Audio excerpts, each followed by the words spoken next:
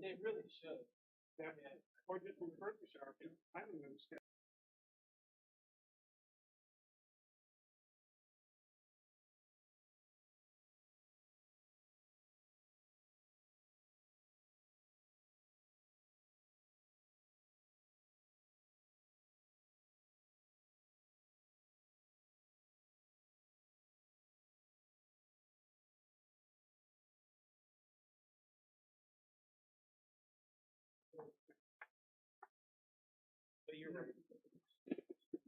I will call to order the Caroline County Board of Supervisors meeting for May 24th, 2022.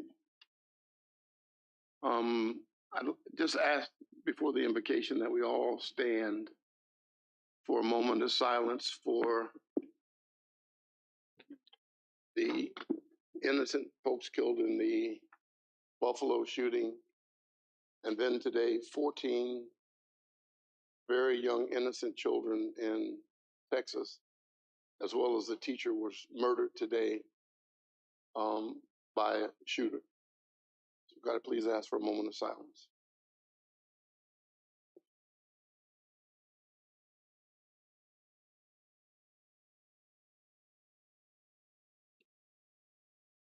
Thank you, and now the invocation. O wise and eternal God, our Father, we come before you this evening, thanking for you for another day that you've blessed and spared our lives. Asking you, our Heavenly Father, to continue to look upon us and bless us. Bless this meeting, O Lord, and put us on one accord that we may do the business of the county. We give all thanks and all blessings to you. In your name we pray. Amen. Please stand for the Pledge of Allegiance. Pledge allegiance to the flag of the United States to the republic for which it stands, one nation, under God, indivisible.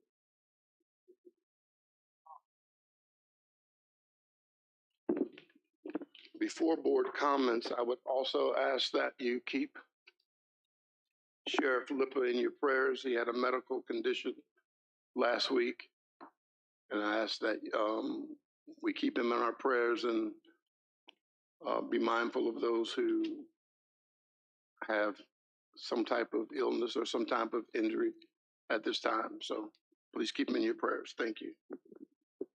Opening board comments, Mr. Forehand. No, sir. Mr. Black. Yeah, I just have a few. The first of all, as we are experiencing across the country, and I think across the globe, the rising fuel prices. As a member of the George Washington Regional Commission, I feel it is my duty to remind people that we do have GW Ride Connect. For those people, I think maybe Mr. Cully, we can get this out too. That there are opportunities where GWRC will, for free, get people together to who are commuters to go up to DC, van pools, and that is up 185%.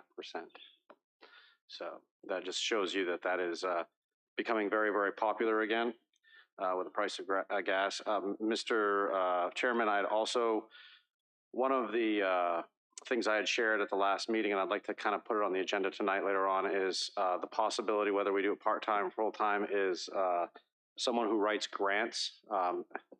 In the county newsletter, the amount of money that's coming down from the federal government over the next several years is massive. And I think that someone who has expertise in that would be really beneficial to the county to capture some of that money. And other localities had talked about the kind of the same thing there at the meeting. And then finally, I'd like to congratulate the class of 2022 Caroline High School. The ceremony was very, very nice, and the student speakers always do an excellent job. And I always look forward to hearing their speeches because they do an excellent job every year. So that's it, Mr. Chairman. Thank you. Thank you. Mr. Seeley. Thank you, Mr. Chairman. First, I'd like to also congratulate the graduating class of 2022. Graduation was nice. It was inside. It was hot that night, and we were in air conditioning, which was really nice. So I wish there were more seating, but at least there is enough for a number of folks to come, and at least it's air conditioned. I'd also like to invite everybody to the Memorial Day service or ceremony that'll be on the courthouse lawn Monday, May 30th at 11 a.m. It's to kick off after COVID. We actually have a retired colonel locally who's going to be the keynote speaker, so I'm inviting everybody to come for Memorial Day. Thank you, Mr. Chairman. Thank you, Mr. Seeley. Mrs. Long? I think Mr. Seeley beat me to the announcement for Memorial Day, but want to express thanks for all those who serve in capacity, protect our liberties, and pray and keep them in your prayers, those who are out and deployed and in danger this and every day. And as we remembered those lives lost and the shootings that have been on the news, remember the parents also. As a parent, just the pain that they have to be feeling now needs all our support in whatever way you feel you can give it to them. And so let's just be kind to one another and love one another as best we can. Thank you. Thank you, Mrs. Long. Mr. Thomas? Thank you, sir. I did want to, of course, reiterate best wishes for the sheriff and his health, and also had planned to say something about the shooting in Buffalo, and seems like here again is another one today. So we can't say enough. There's got to be more we can do in one sense or another. On Memorial Day, there's also a national moment of prayer. I believe I heard that on the way coming here. It's on the radio. At 3 p.m. nationally, they're going to have a moment of prayer or a moment of silence for Memorial Day. So I think that's probably well after our program, but keep it in your hearts and minds for when it comes. And the one thing county related that I had was our broadband committee met last Monday, and we had a couple of things that I think the board should be aware of. I spoke to Mr. Robinson, the IT director at the schools, and there's an E-rate program now that allows the schools to put Wi-Fi on their buses. I know they did a couple, and I pushed Mr. Robinson at the meeting to try to do that. And today he told me that they actually apply for E-rate funds. So they don't actually have an unlimited budget for E-rate funds. So the county will match whatever their budget is applied for, but he has to get more funds. And the other one is part of the things that Mr. Black said, I passed on to Mr. Sadler and the county's broadband consultant some different grants that I discovered, and one was through the Department of Commerce. So we have more places to apply as opposed to just the VATI grant. So we're going to try to get some more things in. That would be it for me, Mr. Chairman. Thank you, Mr. Thomas. I had just a few. Let me say, I certainly congratulate the class of 2022 from Caroline High School. I did not attend because I was in the state of Indiana attending my granddaughter's graduation. But the Thursday before that, I went to my son's graduation at the University of Maryland, where he received his master's degree. Then my youngest granddaughter received induction to the National Junior Honor Society. So I had a pretty busy week and made a round trip from Indiana to here, but I'm glad to be here. A couple meetings ago, I made some comments about the county financial situation and the fact that the county, when I came to this board, borrowed money from our tax collection time in June to December to operate. Mr. Cully, do you remember how many years we borrowed money and what the numbers were? Because someone said that I lied about that, and I just want to ask a question about us borrowing money to operate through the years because of money. So can you? As far as I can determine, it was around 2008 that the first revenue anticipation note obtained by the county. I think at its peak, it was almost $6 million, maybe $6.5 million. When I got here, it was 4.5 that was borrowed that first year.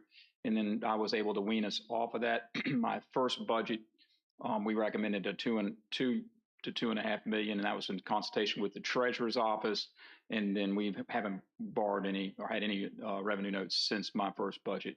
But there was a time from around 2008 to 2014 where the county borrowed money every year, as maybe as much as $6 million. I know 4.5 and then 2.5 while I was here. But so yes, that's not. I mean, you were correct. The board was borrowing money, and that was a yearly basis, so it wasn't even to December. That carried us through. Was paid back in June each year. So borrowed in July, paid back in June of the following year. So revenue anticipation note every year.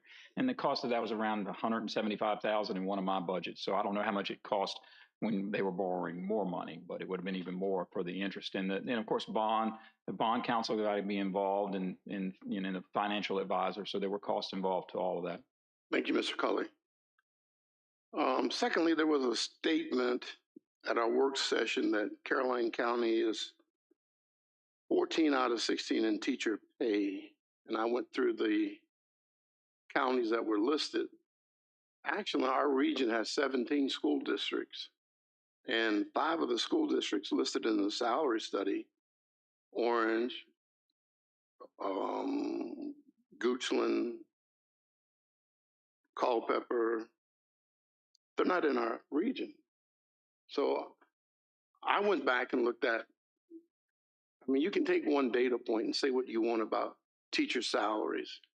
So I just pulled some districts, Bath County and a couple others, and looked at their composite index. And when you look at composite index, the county is very competitive with counties that has the same composite index. Spotsylvania can't be compared to Caroline County because we don't have the same composite index or revenue streams. They have additional pay as though Hanover. Now, if you wanted to say that Caroline County is one of the lower paying along the I-95 corridor, then you have to take into account Emporia, South Hill, and those other counties, and then you'll see again, when you look at the composite index, that we're competitive. But it's Spotsylvania that throws off, and Stafford that makes the salaries look bad. And I'm not saying we shouldn't be competitive. I'm just saying that when I look at a salary study, what I look at are similarities. And I can take any data point to make the county look bad in terms of salaries. But I can assure you that teachers in Bath County and Bristol and Allegheny County, I'm sure they trade salaries with teachers here in Caroline County. So I say, let's look at the composite index. Let's compare apples to apples to see what the salaries are and compare them to schools in our district. And again, Culpeper, their composite index, and Orange composite index, even Goochland has a greater composite index because of their property values. So I think you have to look at the revenue stream, the composite index, to see how we fund not only schools, but our sheriff's office, as well as all our other departments. Finally, there was a statement by Mr. Black that I bullied him at our last work session. And I think he was the person who asked me to come back in the room to have a conversation. Mr. Black's very passionate about schools, and I don't have an issue with that. But I say speak to the fact. Let the facts speak to the facts, and we move from there. I speak about what I know to be true.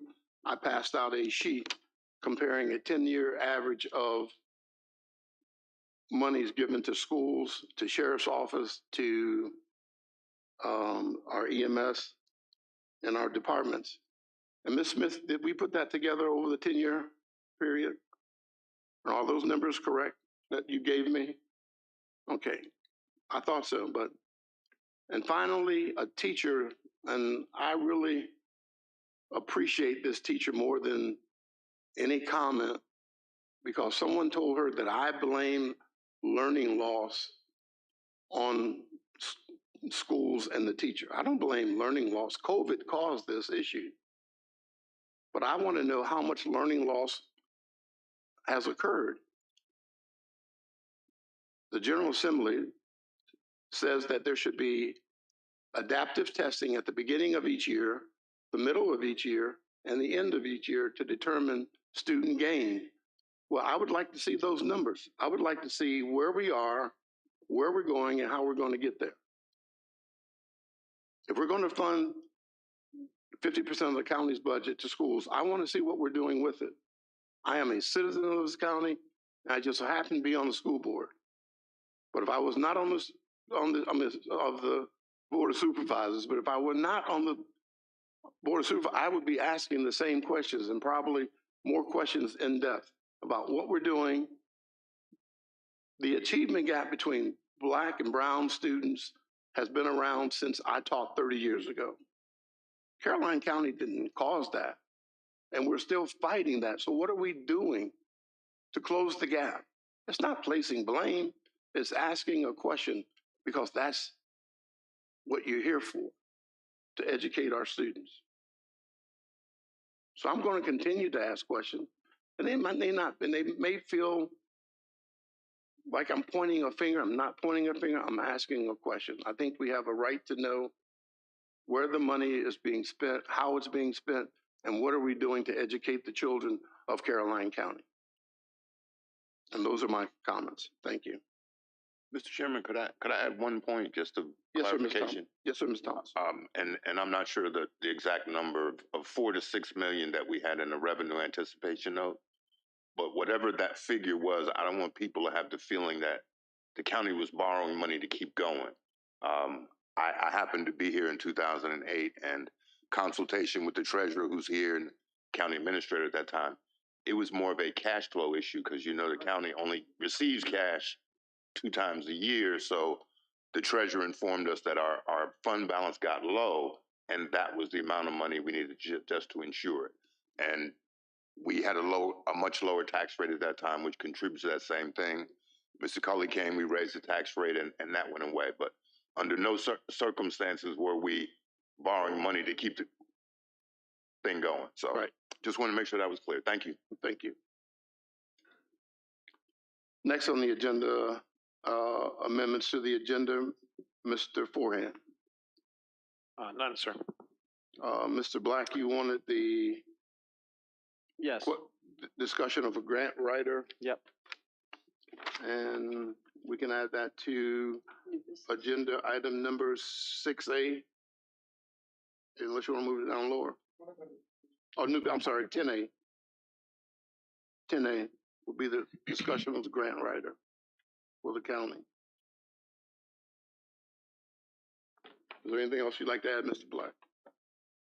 Mr. Cully, I see you. We'd like to have a closed meeting for land acquisition. Okay.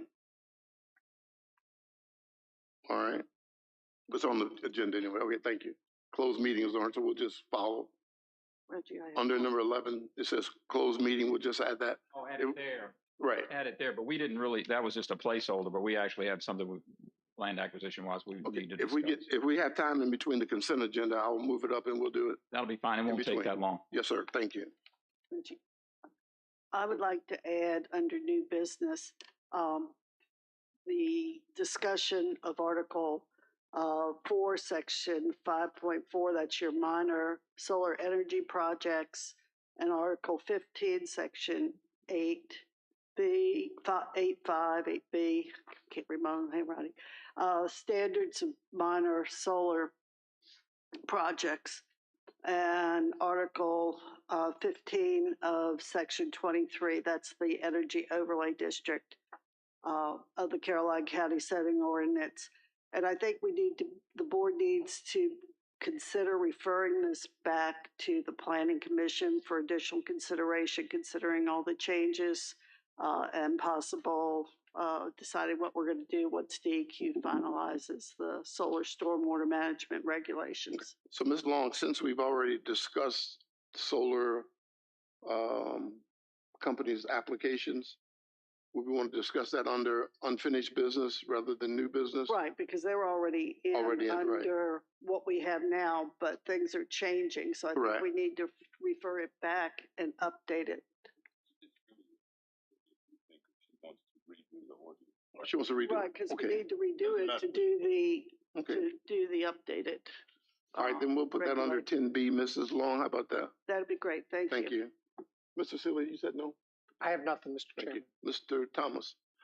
And I have one also. I have one I'd like to add. I'd like to have a discussion about the Low Massey Park in Dawn and see if we can't use some of the funds that were used from the sale of the Frog Level Rescue Squad to update the Low Massey Park. I'd just like to have a discussion with the board about that.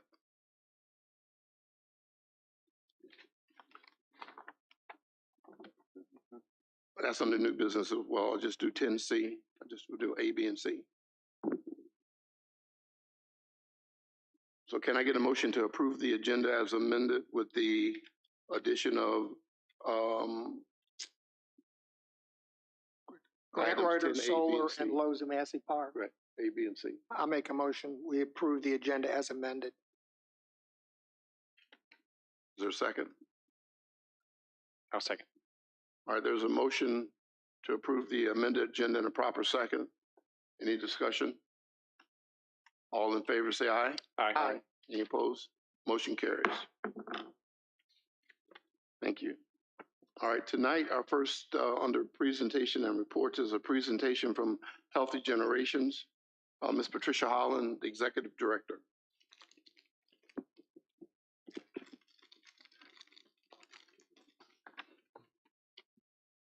Good evening, Ms. Holland. How are you? Sure. I'm good, Mr. Underwood. How are you? Great, good to see you. You too. Thank you very much for the opportunity. Absolutely.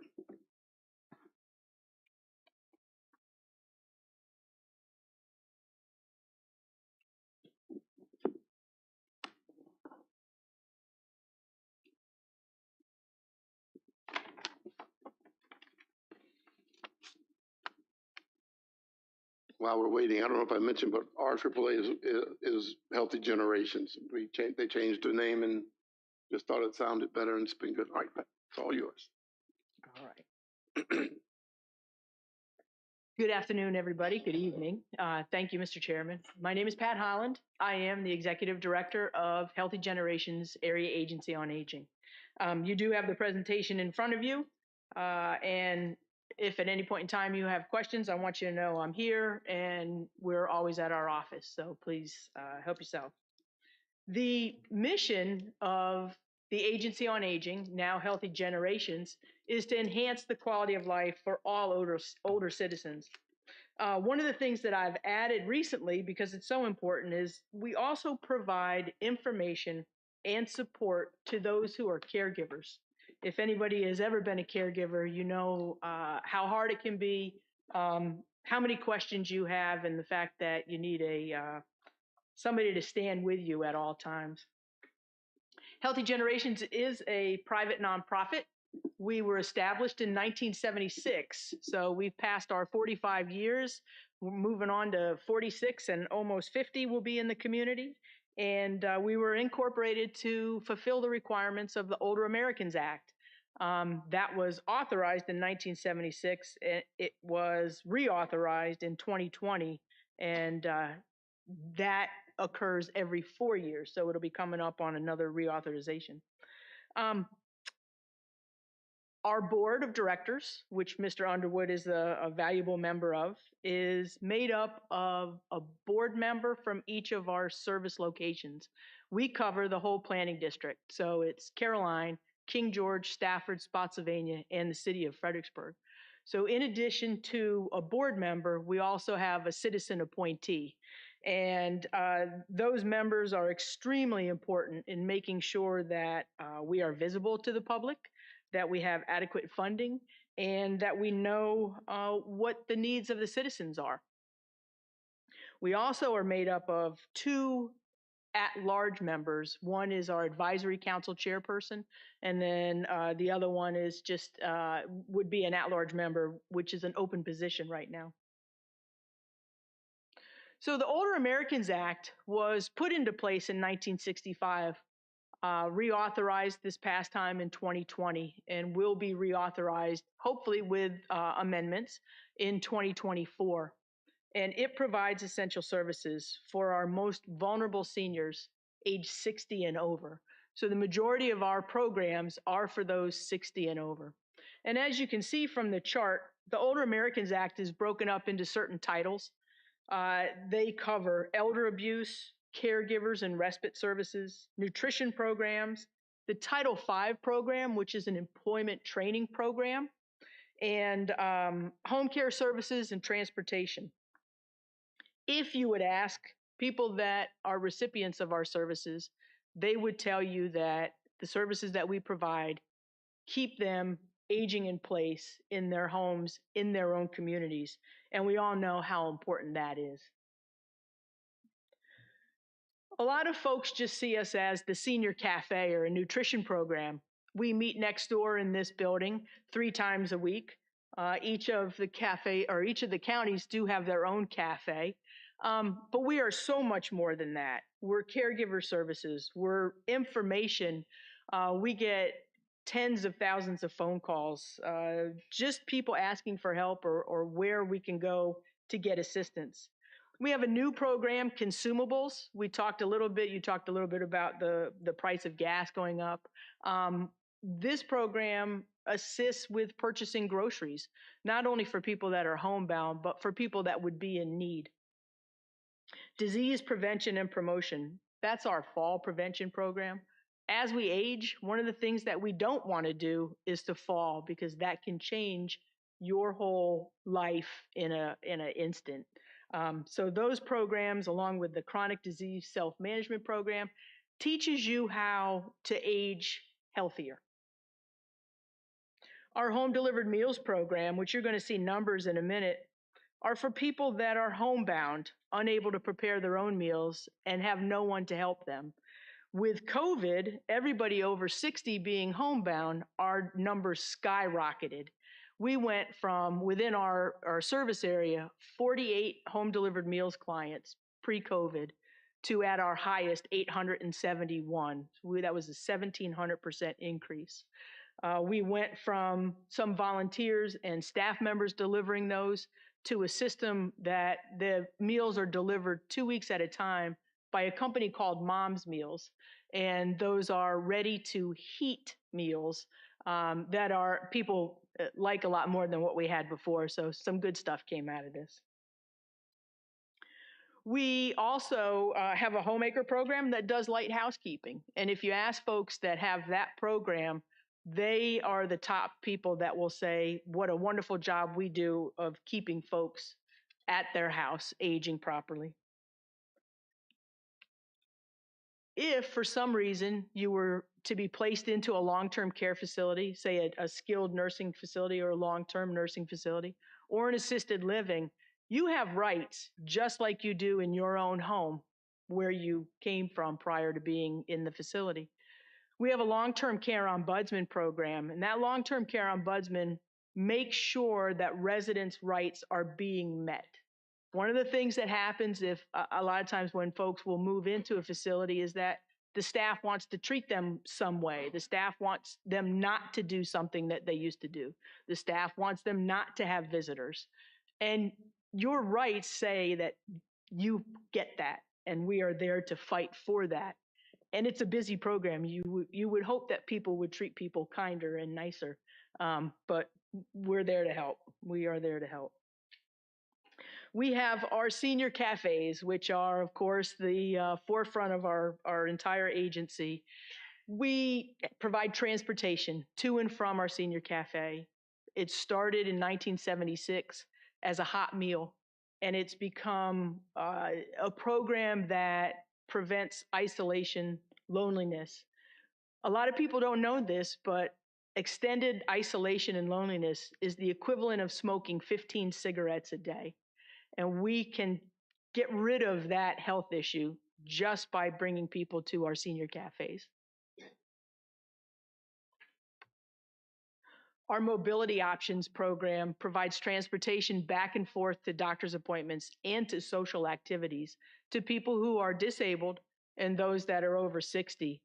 We will be going to Roanoke next week. Our travel trainer program, which assists people in learning how to use the Fred bus, is receiving a Virginia Transit Association award for the best community program for a small system. And our travel trainer will help get people on and off the bus, hold hands while we're going through the motions on helping people ride. Transportation is a big issue because without the transportation, you can't get anywhere and you can't do anything and you can't receive health care. We have a senior resources directory, which is on our agency's website. Our website is healthygenerations.org.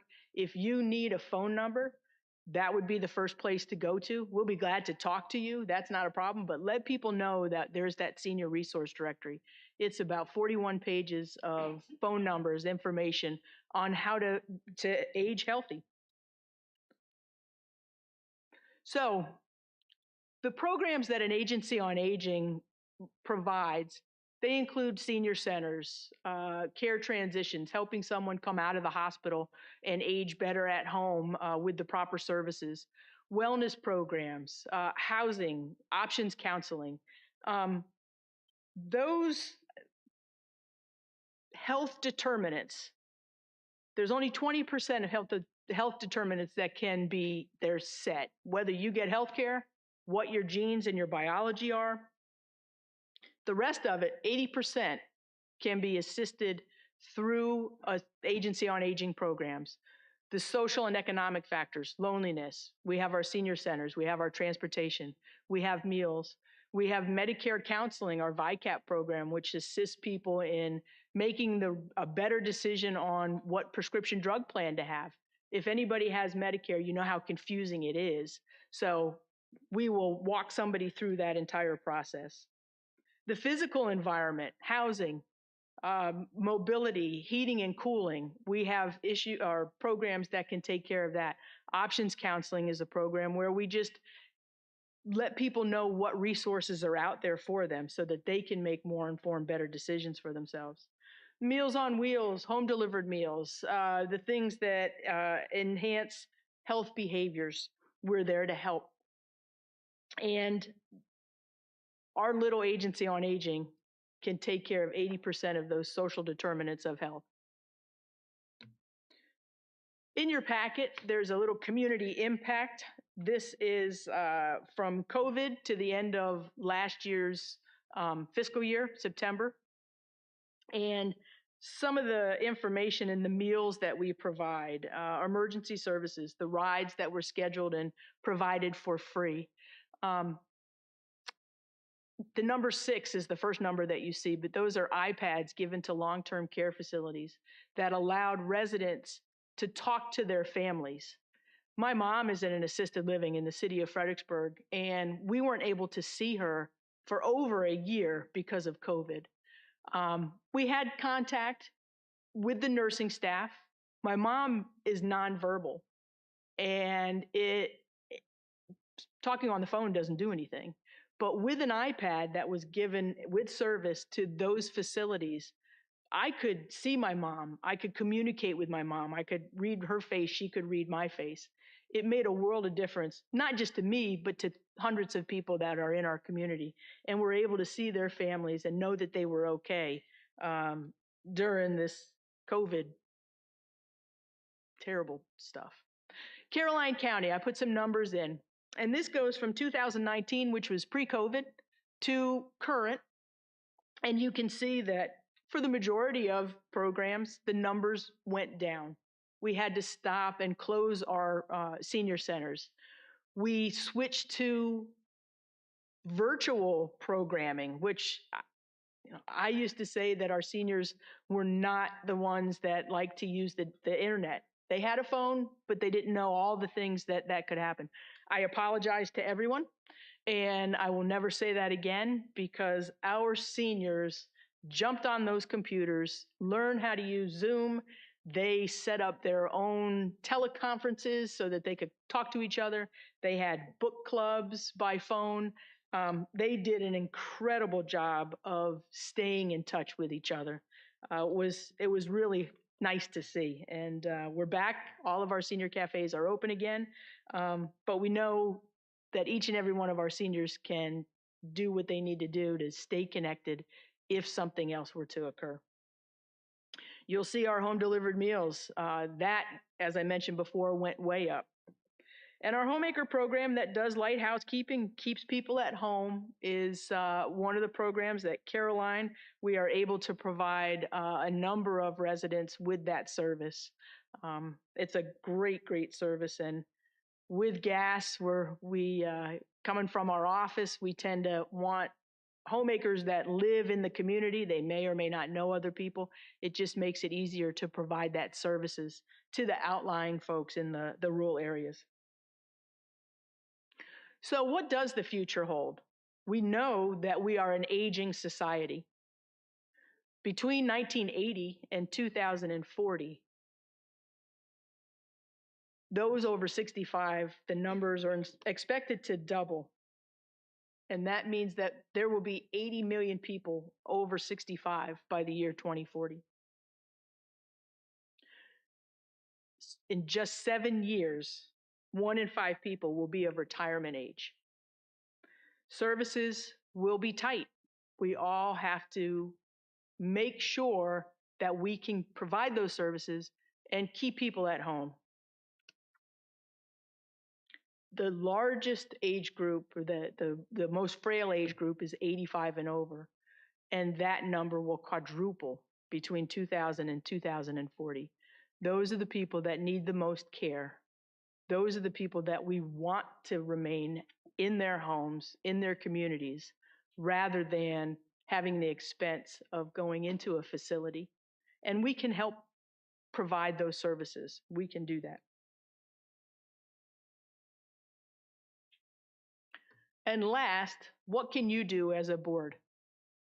We want you to know that Healthy Generations is here. We are in the community. Most people don't know about us until they have a crisis, and we don't like that to happen because that's when rash and rough decisions are made quickly. And that's not the way you want to age. You want to be able to know what you'd like to do and how you would like your life to be. Pass along our volunteer opportunities. We are always looking for volunteers to make our programs better and to reach more people. And last, invest in the future of older Americans through your budget process. I know that everyone stands here and asks that question for more money, more money. Just know that we're here, know that we're ready to help, and our programs can keep people in the community and out of facilities that cost a lot more. I thank you for your time. Please know that our office is in Stafford. We are available anytime. We had a fire in the city of Fredericksburg the other night with Madonna House, a senior apartment complex, and the Agency on Aging has jumped in to help make sure that the people are getting to where they need to go, have food. A lot of them have lost all of their belongings. And we will be the agency that, God forbid, it happens anywhere else, that we will be there. So thank you. Thank you, Ms. Holland. Board members, you have any questions? I do. Mr. Sealy? You know, I frequently get asked by folks, is there any volunteer opportunities? So are there volunteer opportunities with Healthy Beginning or Healthy Generations? Absolutely. We are out at our senior center, which is in this building. There are opportunities for folks to come in and help with crafts, help with meals. We have volunteer driving opportunities where we would be able to reimburse for some of the mileage. It's probably not going to pay for gas right now, but many, many people out here need to get to the doctors or need to get to a haircut or fun. And that's one of the many opportunities that we're trying to fill as a volunteer driver. We also are incorporating a program to help people with their tech needs. I mentioned earlier that seniors, they don't think they know, but they know and they'll jump in. And we have a tech program that will mentor older Americans in getting to know their computers better.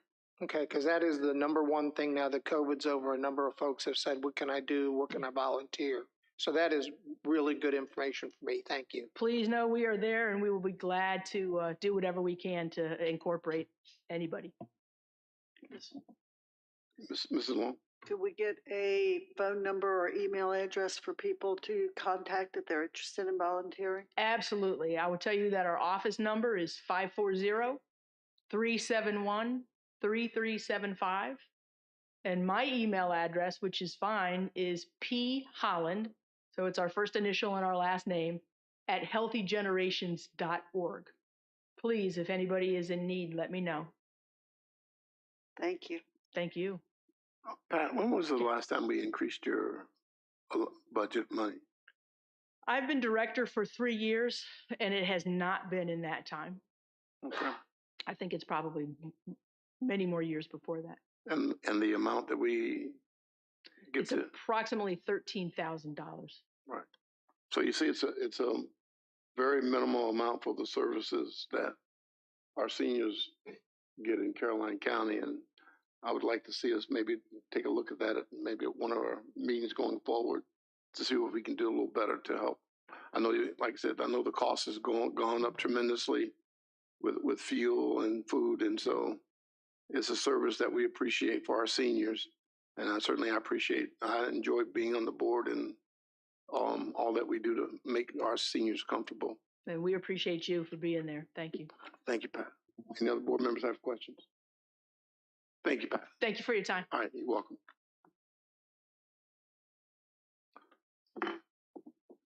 Next on the agenda is a presentation from Servants at Work, SAWS of Virginia, Charlie Russell, Executive Director.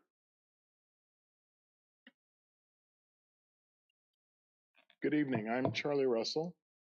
I'm the founder and executive director of SAWS Virginia.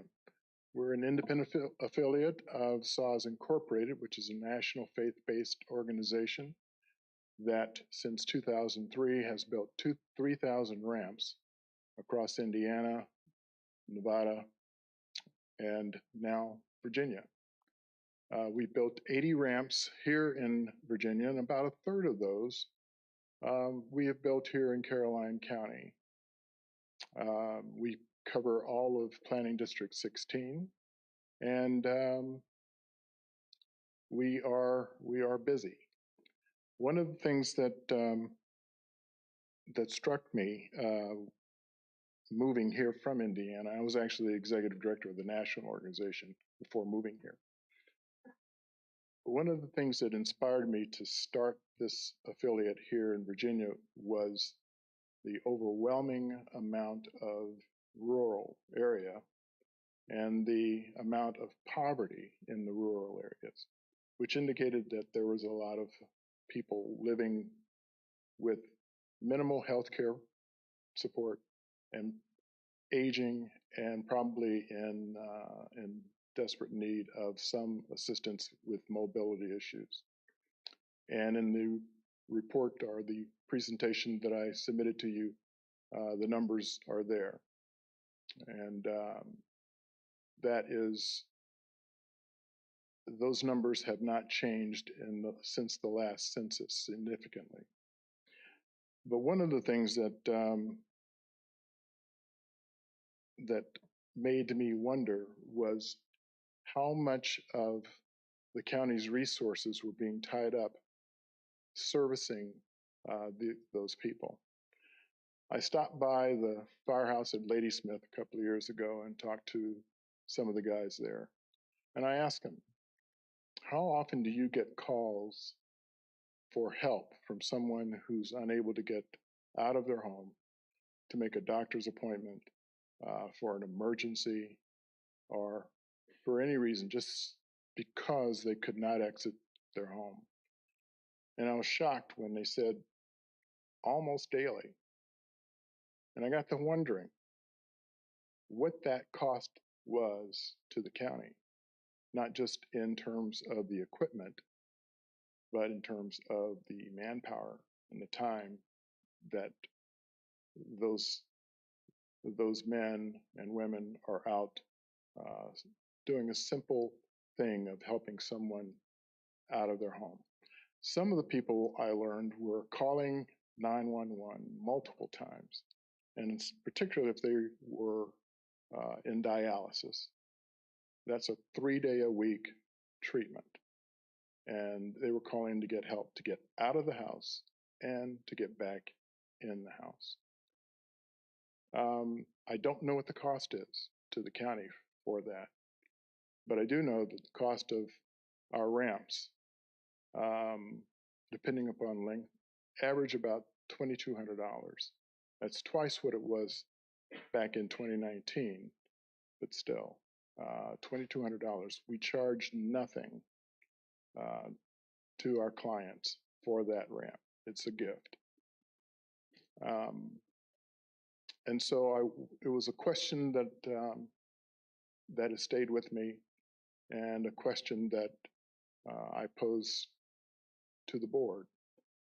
Is this some way that we can help you with an element of your budget? We're not talking about a lot of money, but in these constrained times, I'm sure every dollar counts somewhere. I don't have visuals, but I did include visuals of what we've done here in the county in my presentation. And we just look to see if there's some way that we can help each other. That more people in this county, there are many more people in this county that need help. If somehow you can help us connect with those people, we are ready, willing, and able to serve them. Thank you. Thank you, Mr. Russell. Board members have any questions? Mr. Thomas? Yes. Mr. Russell, I believe Mr. Rollins behind you has mentioned this to me and the board before. He's my backup. Well, you have great backup. I think what the initial conversation was is you wanted the county to waive fees when you're building a ramp. Is that what you were looking for? We were asking for that consideration. The permit fees account for 5% of the total cost of our ramps. Okay. That's for an all-volunteer nonprofit agency. That 5% adds up, and that can buy feet of another ramp for someone else. Okay. I think that was the only ask you had, right? That was the only ask. So, I mean, I think our legal team always says we can't make a donation or we can't give stuff away, but we can reimburse you for those costs if that's the will of the rest of the board. So I, for one, would go along with that, and I guess that's my part of the help. That would be appreciated. Can we just do reimbursement as they build? That way we know what's been done and we know where it's at, and we know it's at the building office. Right. Okay. Yeah, I mean, you're not saying here's $5,000 worth of reimbursement. We'll reimburse you as they go along. Would work for you, right? Yes, because we don't necessarily need a building permit for every ramp that we build. So is that a motion, Mr. Thomas, or how would you like to? If the chair is willing to accept the motion, I will make that motion. I am willing to that we provide reimbursement for building permit fees for ramps for Saws, Virginia. Second. There's a motion and a second that we reimburse the fees to Saws. Is there any discussion? Yeah, I just have a quick question. Yes, sir. On the, how much do you guys work with Habitat? We work very, very closely with Habitat. In fact, Jason sends a lot of clients our way, as does Healthy Generations. Okay, because one of the things that is, Habitat does a fantastic job in this county with building new homes, but there's a lot of times when people need things like a remodel or a ramp or something, and that's been that is one area that we could improve on, and so I appreciate hearing this as well. But if the better the relationship there is between those organizations, that would be a huge help. So thank you. Yes, we partner with a number of nonprofits. Okay, thank you. Thank you. So there's a motion and a proper second. Any more discussion? All in favor, say aye. Aye. Any opposed? Motion carries. Mr. Russell, we will look forward to continue working with you, and we'll take care of whatever fees we need to take care of to make sure you're reimbursed. So I continue to do appreciate the good work for the citizen, and we appreciate it. Send them our way. We're Yes, ready. sir. Thank you, sir. Thank you. Next on the agenda are appointments. We'll start off with the appointment for the Middle Peninsula Juvenile Detention Commission. Mr. Underwood, I'd like to nominate Mr. Alan Parton. Mr. Alan Parton. Second. There's a motion and a second that we nominate Mr. Alan Parton. All in favor, say, any discussion? All in favor, say aye. Aye. Any opposed? Motion carries.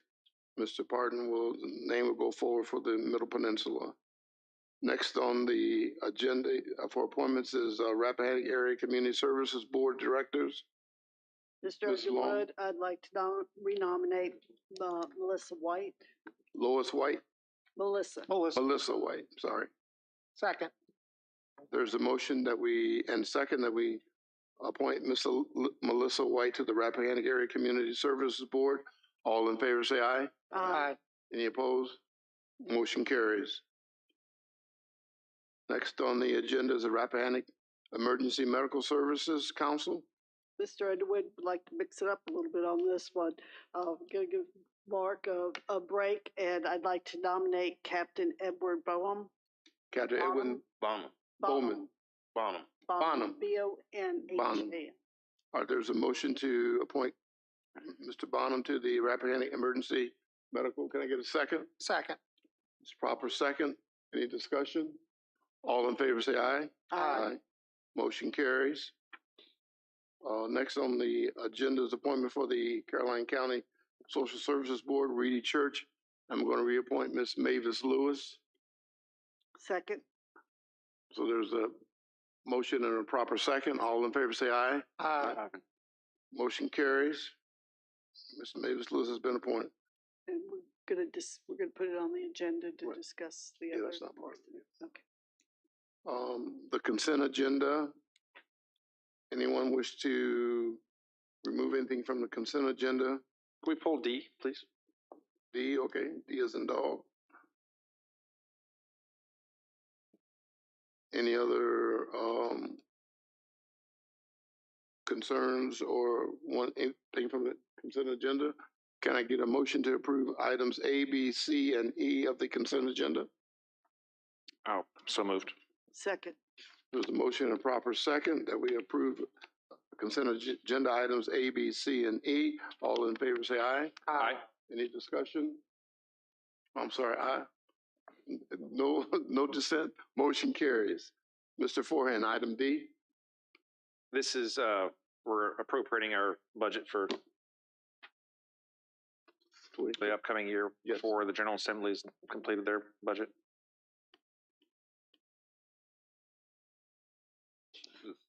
This is just Yeah. the county side. County budget, the county. County. But we do, Mr. Forehand, have a regular, budget amendment resolution in July after everything is done to kind of Okay. square up the numbers.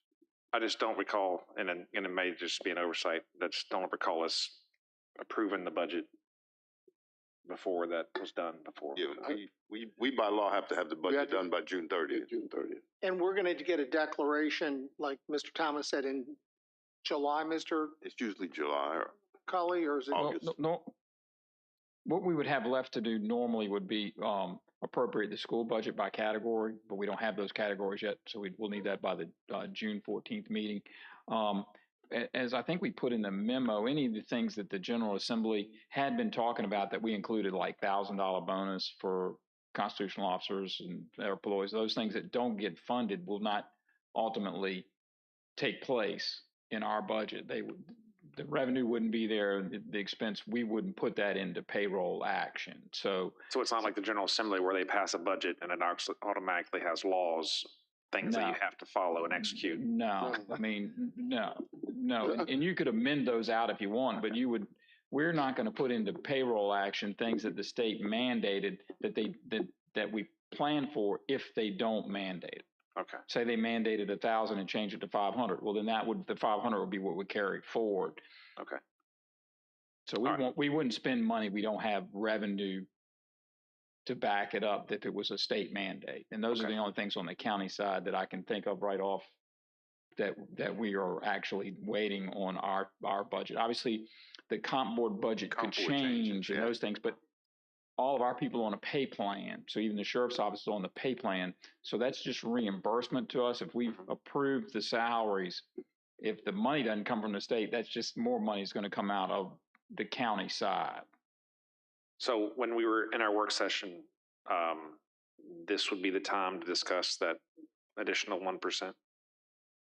Or in July after all the budgets worked out? Additional 1%. We discussed, or at least I think. For the schools? Yeah, for the. Yeah, because we don't have any idea what the state's going to ultimately do on anything on the school side. That's something that can still be remedied in July. It could. Or June, whenever we meet again and talk about. We meet on the 14th. Okay. All right. Thank you.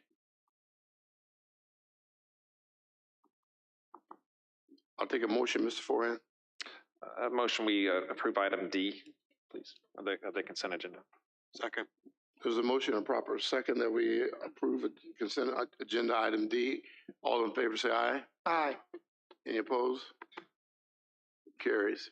All right, it is 7:05. Mr. Black, if you would read, we're going to go into closed session since we can't start our public comment until 7:30. So we're going to take that time and use it for a closed meeting. So if you would read that, certainly would be appreciated. I move that this board convene in closed meeting pursuant to the real estate exemption section of 223711A3 of the Code of Virginia for discussion with staff regarding the potential acquisition of real estate by the county for a solid waste convenience site and future solid waste transfer station in the Ladysmith area where discussion in an open meeting would adversely affect the county's bargaining position or negotiating strategy. Second. There's a motion and proper second that we go into closed session. All in favor say aye. Aye. Any opposed? We're now in closed session. We'll be back at 7:30.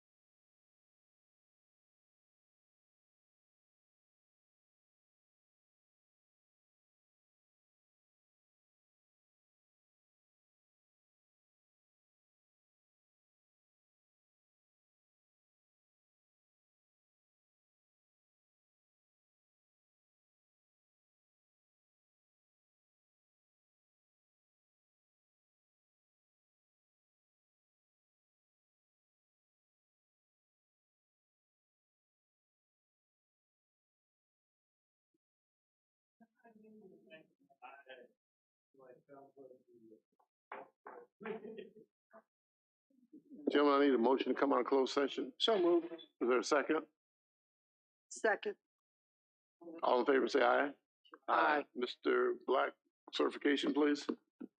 I move that the Caroline County Board of Supervisors certify that to each of the board members' knowledge, one, only public business matters lawfully exempted from the open meeting requirement by Virginia law were discussed in closed meeting to which this certification applies, and two, only such public business matters were identified in the motion convening the closed meeting were heard, discussed, or considered by the board.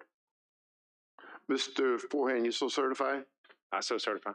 Mr. Black, you so certify? So certify. Mr. Seeley, you so certify? I so certify. Ms. Long, you so certify? I so certify. Mr. Thomas, you so certify? I so certify. And I so certify as well. All right, next on our agenda is public comment. The purpose of public comment is give the community an opportunity to speak regarding any issue that they wish that is not up for public hearing or for, no, I'm sorry. I'm sorry. Please address your comments to the board, not to any one individual. You have 3 minutes to speak. Please state your name and your magisterial voting district. Public comment is now open to the public. Is there anyone who'd like to speak?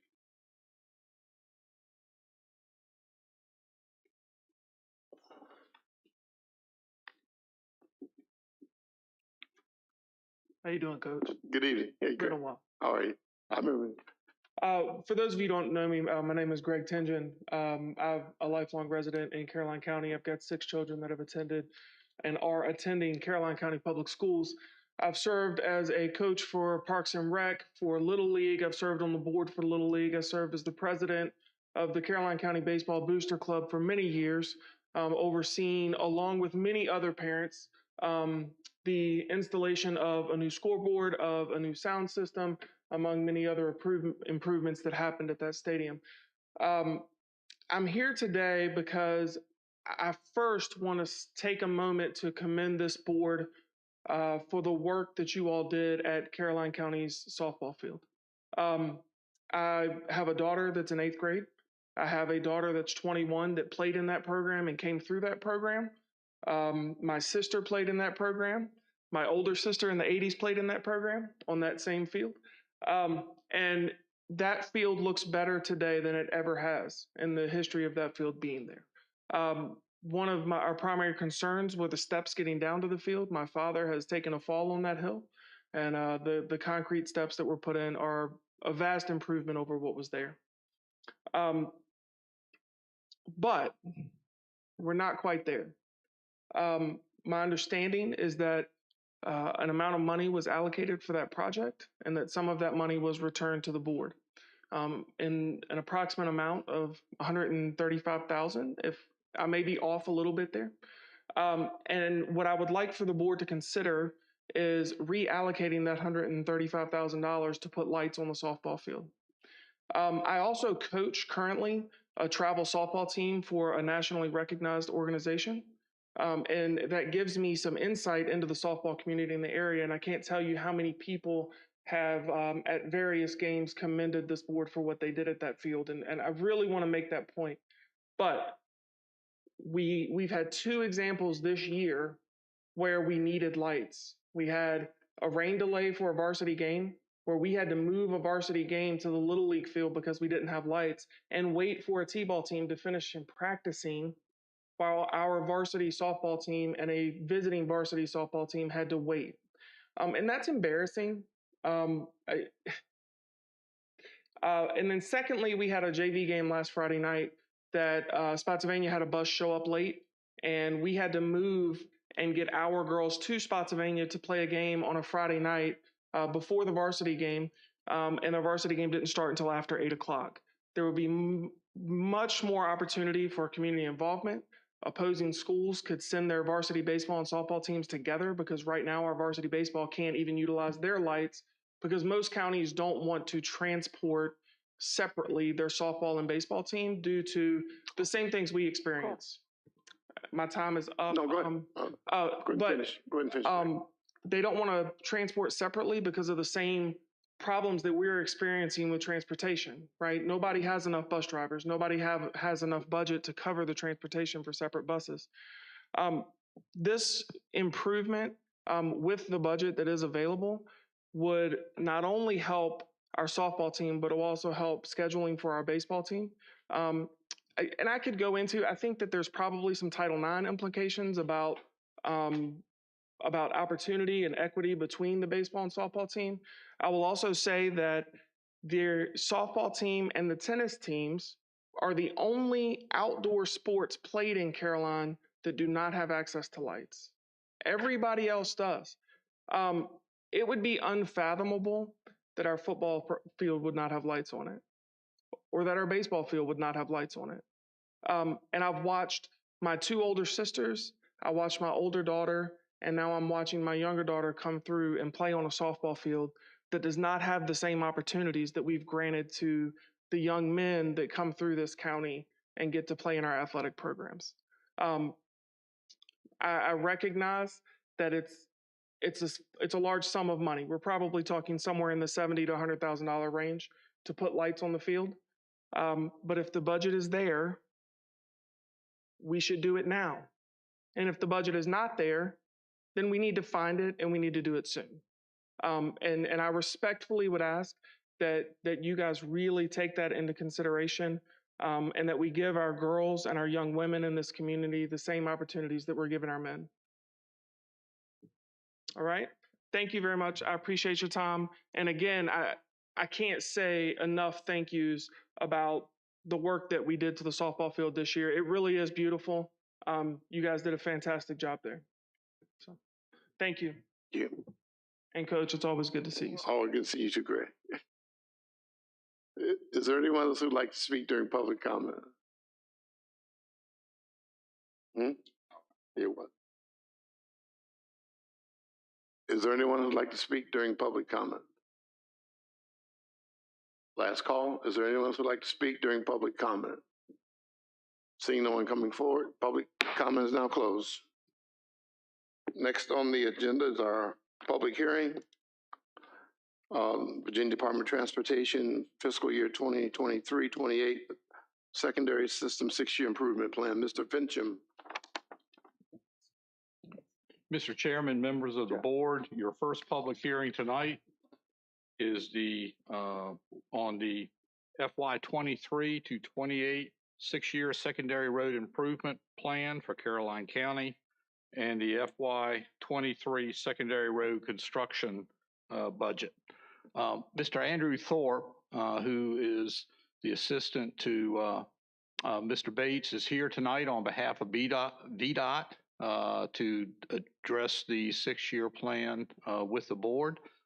As usual, there isn't a lot of funding available for new projects. VDOT has identified a project which is included in the 6-year plan, and Ms. Long reminded me that we had previously discussed including the extension of Caroline Street in the 6-year plan as well. So we'll need to have those discussions tonight as part of consideration. But at this point in time, I'll turn it over to Mr. Thorpe from VDOT to address any VDOT comments related to the program. Thank you, Mr. Chair, members of the board. I think Mr. Fincham pretty well covered what it is we're looking at for the secondary 6-year plan. I would just speak briefly to the road that we've included. You know, in past years, a lot of this funding has been used for addressing unpaved rural roads throughout Caroline County, bringing them up to more modern state standards and then hard surfacing them so they're no longer unpaved. A couple of the previous projects we're currently working on that we've previously had this funding approved for.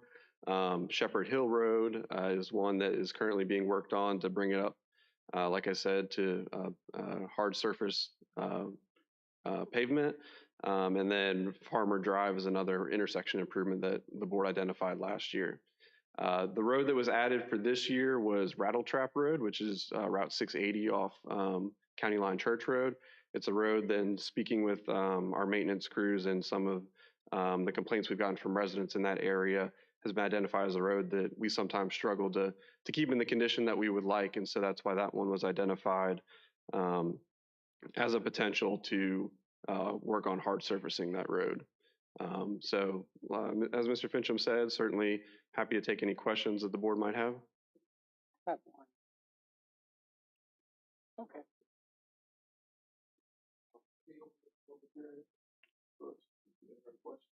Mike?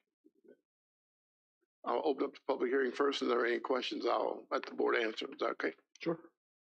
So the public hearing for Virginia Department of Transportation FY 23-28 Secondary Systems 6-Year Improvement Plan is now open. Is there anyone who'd like to speak regarding this matter? Is there anyone who'd like to speak regarding this matter? Is there anyone who'd like to speak regarding this matter? Seeing no one coming forward, this public hearing is closed. Board member, Mr. Seeley? The Farmer Drive improvement, do we know when that will start? That road is kind of shaped like a boomerang depending on which way you're going. Do we know? Correct. When that will start? We are planning to get that started here in the next couple of months. I would say we should have that started and completed this summer.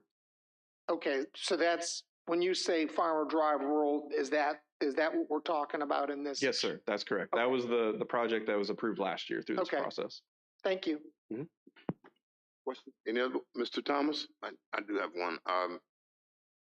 I know that we have limited funds and limited being a very liberal use of the word for this, but I have a church member who asked me about a road that's really in Mr. Seeley's district that her father had been asking, and her father passed away about 20 years ago, and we still haven't done anything. So is it possible to add Liberty Fork Road to the list? I know it's got to come up after the others are done, but. Sure, we can certainly look at Liberty Fork. Certainly, as you alluded to, the funding is relatively limited. We're going through this process now, and certainly the board would approve this plan today, but it certainly doesn't mean that there couldn't be changes going forward. Yeah, I'm just asking if we get added to the queue, and sure. Once we do Rattle Trap or whatever, maybe it'll be next on the queue. Sure. Okay, thank you. That was it.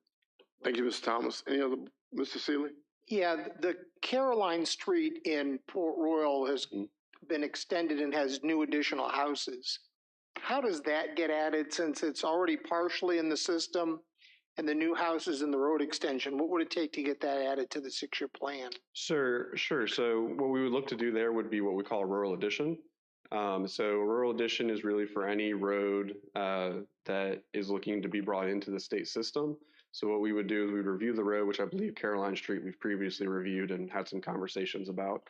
And then as long as the road has been open for 20 years, the relevant property owners are willing to give the necessary right-of-way.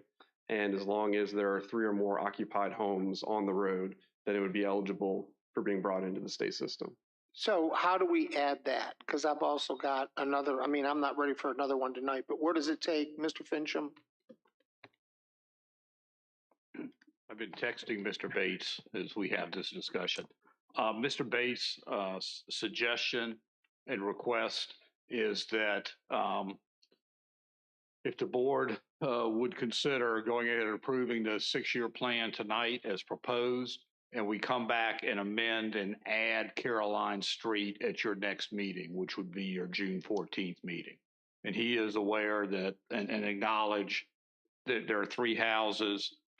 We had to clean up an entrance to ensure that the 3rd house qualified, and we'll make sure that occurs. And there's a Is that all right? going in. So let me just, Mr. Thomas, you asked about Caroline Street. Well, you just Seeley, but Liberty Fork Road. So are you okay with Mr. Fincham's suggestion of approving the 6-year plan and then coming back and adding? That was Caroline. Caroline and eventually Liberty Fork. You okay with that? I'm good with that. Okay. Mr. Forehand. Hi. Is direct road improvements anywhere on VDOT's radar? Off the top of my head, I'm not sure, but I can certainly look at that and Okay. see if there's some issues we need to address out there. I don't know if it's this bucket of money or the developer's bucket of money, but I've always been told, but not seen it in writing, that there was a straightening and a widening of that road.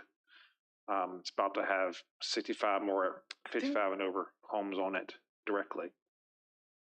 See, that's where I don't know. I've never seen it.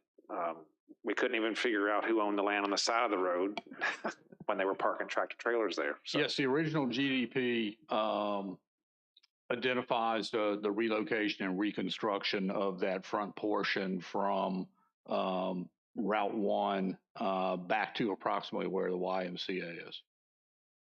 And we also have been working with them on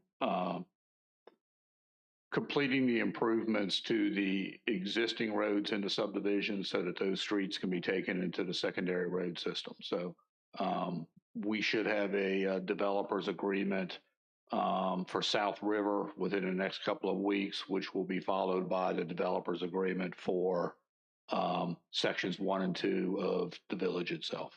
Okay, all right. The developer is responsible for that front end of direct road. Yes, sir. Okay. Any other comments from board members? Motion to adopt. Yeah, I think we can. Can I get a motion to adopt a 6-year plan? I make a motion, we adopt the 6-year plan for FY 23 through FY 28 secondary system 6-year plan. Second. There's a motion, proper second, that we adopt the fiscal year 23-28 Virginia Department of Transportation Secondary System 6-year improvement plan. All in favor say aye. Aye. Any opposed? The ayes have it. Thank you, sir. Tell Kyle you had a brutal night tonight. He owes you. I will. He called out sick today, so I'll definitely. That's what we heard. Thank you. Thank you. Next on the agenda is public hearing for RZ03-2022 lease to you LLC owner applicant.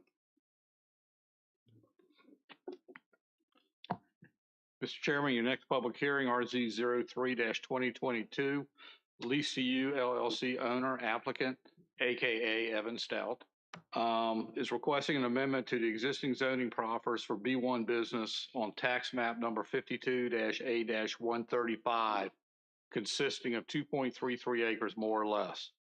Purpose of the rezoning is to modify the proffers associated with RZ 09-2003, including but not limited to adding an interparcel connection from the undeveloped internal road serving the 3 identified tax parcels to the interconnection with the Schooler properties, which is better known as the Food Line Shopping Center, and eliminating the prohibition of any use other than the existing office building on the site. The property is located at 17453 US Route 1, approximately 0.10 miles north of Ladysmith Road in the Madison voting district.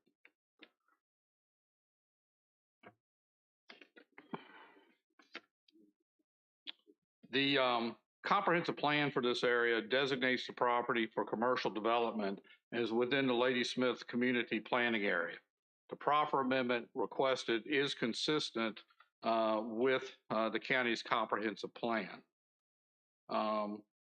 Back when the property was originally zoned, the owner of the property at that time did not have any identified uses for the balance of the property and was not ready to make any identify or make any improvements related to access or circulation within that property.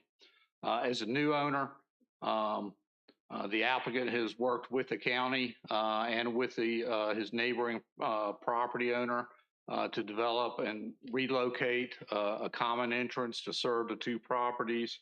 And he also has a commercial prospect that he is negotiating with for the balance of the property. Both the Planning Commission and staff felt that the rezoning was appropriate, and the commission forwarded this request to the board with a recommendation of approval. Thank you, Mr. Fincham. Is the applicant here? Yes, sir. Chairman, board members. Thank you, Mike. Mike pretty much covered all. I was here for any questions you have. Okay, sir. I'm going to open up the public hearing, let people speak, and then probably bring you up for other questions. All right, thank you. All right. The public hearing for RZ 03-2022 lease to you LLC. Public hearing is now open. Is there anyone who'd like to speak regarding this matter? Is there anyone who'd like to speak regarding this matter? Final. Is there anyone who'd like to speak regarding this matter? Seeing no one coming forward, the public hearing is closed. Board, do you have questions for the applicant? I have a question, if I may. Ms. Thomas? Mr. Stout, and how are you today? Fine, thank you. This is something that you were working on a few years ago, right? You just never got to the board meeting, or? No, this is 2003, I believe, Mr. Vision, when it was rezoned, for just office space. But you were working with the insurance company a while back, was that? Oh, yes, sir. I'm sorry. That's for the entranceway. Okay, okay. Between the two existing buildings now. Yes, sir. And this is something totally different. Yes, sir. Mr. Okay. Thomas, that was the insurance agency and the vacant parcel behind it were all included together. And we did hear something a couple years back to split those. Right. And then with the thought that he will bring more development like what he has in the office park to that parcel in the rear. It just seemed redundant to me because I thought as part of that we'd already done it. So I was wondering if it had never come up or it has. So It's actually a different parcel. Yeah. Okay. I'm good. Thank you. Okay. Thank you. Mr. Seeley? Mr. Fincham, can you, my only question was, is the planning commission asked what could go there and nothing was proffered out in terms of, and that list wasn't in our packet. So I was curious. There was discussion about uses in the B1 district. Right.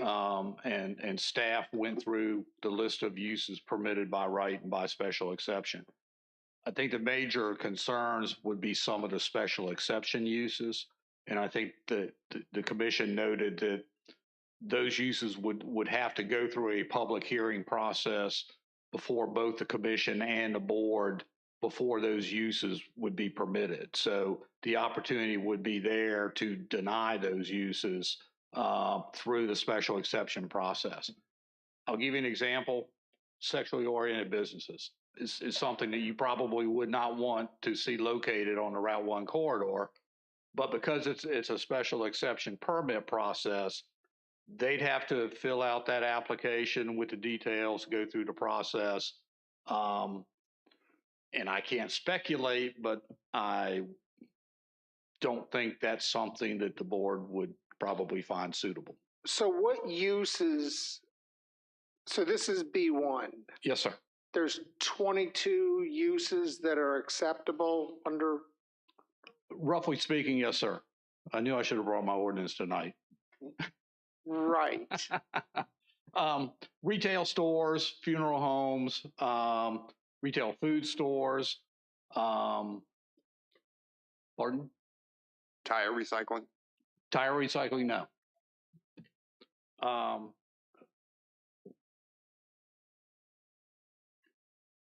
Barbershops, clothing stores, dry cleaners, bakeries, medical and professional offices, churches, antique stores, machinery sales and equipment, kind of similar to what you've got down the street at Tractor Supply. Right. So your by right uses really aren't something. And remember, the way our ordinance is set up, the special exception process is reserved for uses that might have a greater impact that warrant greater scrutiny by the board. Okay. Yeah. Thank you, Mr. Fincher. Board members, have any other board members have any questions? I just have one for the applicant. Yes, sir. Mr. Forehand. Mr. Stout, the access road would service the rear parcel and the front parcel? Correct. Okay. Would it connect with the business park cul-de-sac, or would it be? Yes, that's the ultimate plan, yes. Okay. All right. Okay. Thank you. Mr. Chairman, If there's no other questions, I'd like to move that we approve RZ 03-2022 lease for you LLC owner applicant. There's a motion that we approve RZ 03-2022 lease to you LLC. Is there a second? I'll second. Second by Mr. Forehand. I did have one other question for Mr. Finch. Was that your second, Mr. Yes, Forehand? yes, sir. Second by Mr. Forehand. Discussion? Mr. Forehand. Mr. Finch. Yes, sir. In the original proffers, there was a restriction on size. That's gone. Yes, sir. Okay, just want to make sure because that's seemed counterproductive to. Now it is, I think at the time, because there was not really a vision as to how the property was going to be developed, access, et cetera. It was appropriate condition at the time. Okay. All right. Thank you. Thank you. There's a motion, proper second. Any more discussion? All in favor, say aye. Aye. Any opposed? None. Motion carries. Thank you, sir. On to unfinished business, agenda item number 6, further discussion of personal property taxes. Mr. Cully, are you going to handle that, or is Mr. Bassoon? I thought he would. We'll do together. They would assist, right?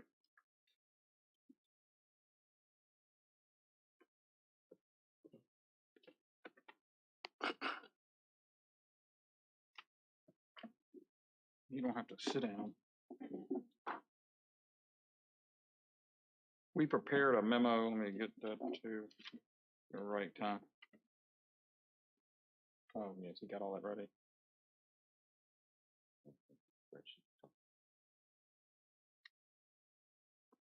I got it. We've been working with the commissioner's office, and Alan, of course, prepared a memo that y'all all have. And so tonight we do have a spreadsheet that we can show you and provide you some more information. One of the things that you don't have that we worked on after the packet that I do have that I think it's important to note, and as in the memo, we're confident that you can do under the new law if you have a surplus, but we won't know whether we have a surplus on FY22 personal property until probably September. And so you can't do anything until after July 1st, which is what Henrico's doing. They're not doing anything until after July 1st. So we would recommend that you come back either in August, but we really won't know anything in August, but in September, and we'll hopefully have determined how much surplus we actually have in the 22 personal property received. So based on what we budgeted, based on what the values were for 22, because see, the 22 budget, you know how we budget from July to June, but personal property is from January to December. So when I budgeted FY22, I didn't know this increase that we just had in 22. So we budgeted in 21. For 22. And for part of it, so December was based off of values I knew in 21 versus January, we went up again. So we should have some increase in FY22 personal property, but I don't know what that is yet. But I do, just to run some numbers to give you some ideas. So say we had a $300,000 surplus. Right now, the average vehicle, so if you look at the average car, is $11,700 in value. So if you had a $300,000 surplus, that average return to that person would be $6.05 on that car. Or if you had a $500,000 surplus, it would be $10.09 for the average car. Or if you had $1 million surplus, you would have a $20 check for the average value car. Another interesting thing, and as we were looking at all of this data, and David turns the light on, you'll be able to see that better, is to decide whether the surplus, if you're going to do a refund with that for business equipment. So the percent of property receiving $10 or less if you had a $300,000 surplus. So that's either with business equipment, is 82% of the people would have a $10 credit or less. And if you didn't have business equipment in there, it would be 80%. If you had a $500,000 surplus, 70% whether or not you got business or not, are getting $10 or less. And if you had $1 million surplus, 56% of the refunds would be for $10 or less. Some of those are down in the under $1, which Beth wouldn't even want to write a check. We would credit accounts for, under a couple of bucks because it costs you more than that to write a check and to send taxes. So just if you look at the gamut of what all of the vehicles are and the total of those things, there are a lot of things would not be getting a big refund. So we just wanted you to keep that in mind as you look through that, and we will have to determine what that surplus actually is. There's some interesting things if you look in the amount of refunds. Especially on the business, the number one refund would go back if you had $1 million surplus and you included business personal property. It would be $23,981 credit to a business because obviously they have a lot of personal property. So that would be the number one refund. And then if you start looking at individual types of vehicles, and you had pulled this up, I do believe, David, for like 2021, some of the vehicles that you're refunding to are Porsche 911s, Cadillac Escalades, what are the electric cars? Teslas, an Aston Martin. So while the bulk of your people are going to be getting back less than $10, you will be giving back some pretty large refunds to some people with some pretty expensive vehicles that the average person doesn't.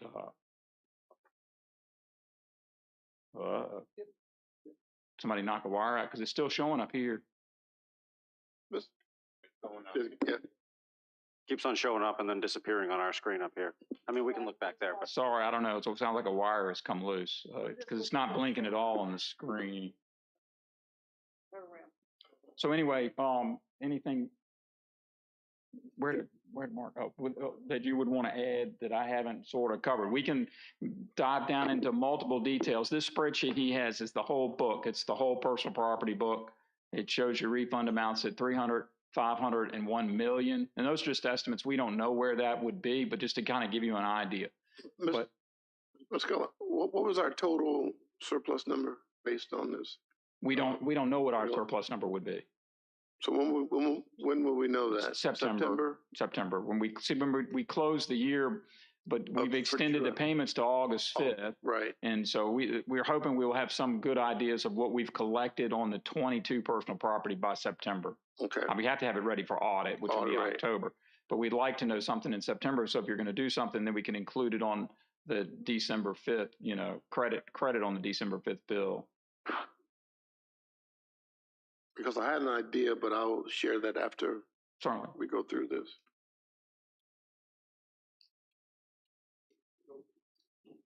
Mr. Chair. Oh, yeah, go ahead, David. So are you saying, Mr. Colley, based on where we are here, you're saying that if the refund at 300,000, that means that's our surplus, 300,000? Yeah, say we had a $300,000 surplus, right? So that's what that 300 or 500 or a million. Those are just estimates to give you an idea if we had that kind of surplus. So that $7,000 is all the money we would return to the citizens? To that one business. Okay, can we go back to the cars? That happens to be the number one refund. He's got it listed across right there. That particular business paid $371,000. Well, maybe since we can't do anything until September, can we get a copy of the spreadsheet? Because there's no names on it. The rates will be different. No, sir. Yeah, we can definitely give you a copy of this. Okay. This was done without people's information, just for this purpose. Okay. Yeah, no account numbers, anything. Yeah, and it's this big because we did include all the personal property. Okay. What was it, Mr. Bassoon, so we reduced the rate to $350, and we did away with the VL tax, vehicle license tax, and that was a hit to the county of 1.3 and 1.1. Yeah, it was about 1.2 million in VLs alone. Right. So the county basically took a $2.4 million hit. It's on the there was $47,000 a penny on the rate. So when you dropped 30 times $47,000 Right. on the rate, and then the VL was That's 1.2. 1.2 million. So the loss of revenue just from there alone was 2.4. Now, my second question is, if we decided to, let's say, not try to rectify this until our tax rate next year, would that be smarter for us? Or should we go ahead and try to rectify it now? We've already reduced the 2.4.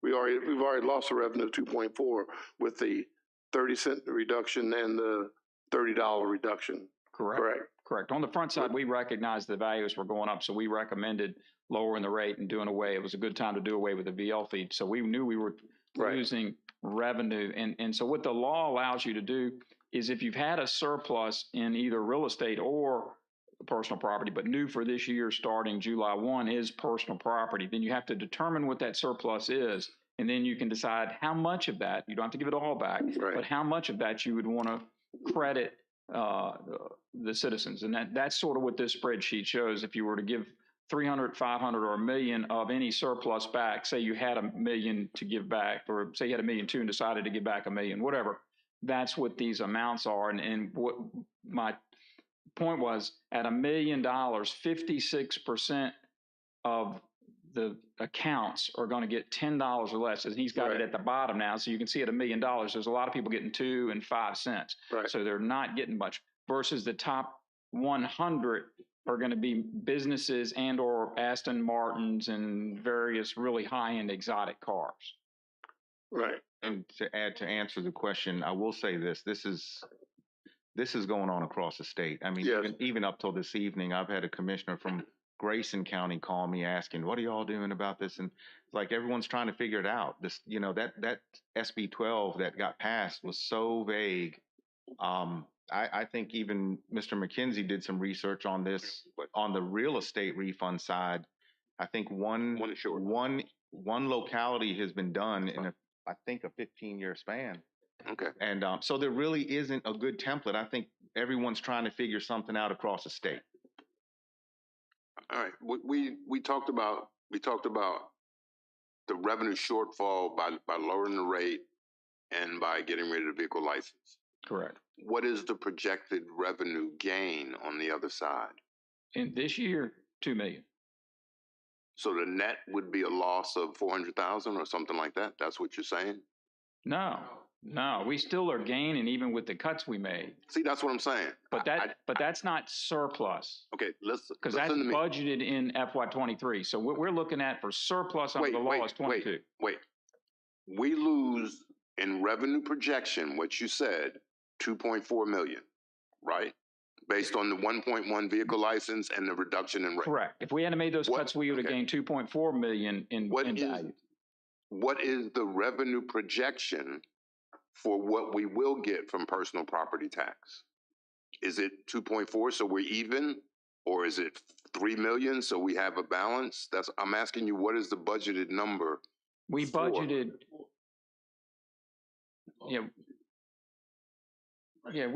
we're 2 million. See, that's not a hard question. That's what the answer is. We still had new revenue in FY23 for personal property. The equalized rate was 305. So we would get, based on what you said, 47,000 times 45 cents. Correct. Is the additional revenue. What's that number? 2 point some odd million. Okay. That's what's in the budget.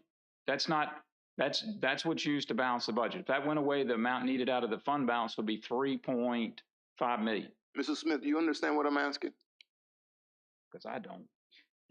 The new revenue is 2.2 million less the 2.3 that we cut. Would have been net sum gain of 4.5, and we're going to get 4.2. All I want is a number. 2.4 on one side is the revenue projection of loss. On the other side, I want to know what the revenue number is. 2.2. 2.2 is the increase in the personal property bucket. But then you have the 1.1 that is a reduction because of the, you took out the VL license. So a net of 1.1 million. The net is 1 point. That's what I wanted. That's the Yes. number I wanted. Yes, sir. 1 million ahead total. So we're 1 million ahead total because I asked that question and went through that painful experience because a lot of people are asking, why didn't we equalize the rate? Now, the fact that we didn't know what the value was is another story, but now we at least know what the equalized rate would have been or close to where it was. Thank you very much, Ms. Smith. You're welcome. I've got a question. Mr. Bassoon, where are we trending with vehicle appreciation since we set the tax rate to today? We have a PowerPoint slide that, Okay. It's a brief That's PowerPoint fine. slide that I'm just trying to, it's going to have all that in there. okay, on I'll wait. Current January 1 to April when we set the books, and it's a pretty informative slideshow. Can we just move on then and see? You got the control.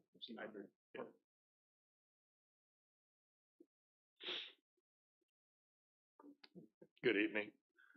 Can everybody hear me okay? Yeah, you sound fine. Okay.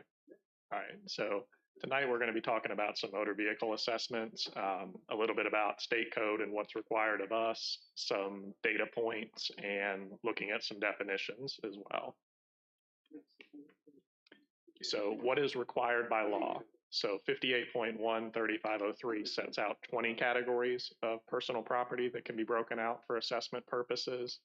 So within each of these categories, we must use a consistent method of valuing the property. It does outline which types of valuation methods we can use within that, but it all should come down to reasonably determining the fair market value of the piece of property. Valuation is determined either by means of a recognized pricing guide or by a percentage of original cost. 58.13503A3 requires most cars and trucks 10,000 pounds and under to be valued by means of a recognized pricing guide, or if the model and year are not in the guidebook, the vehicle may be valued by a percentage or percentages of original cost.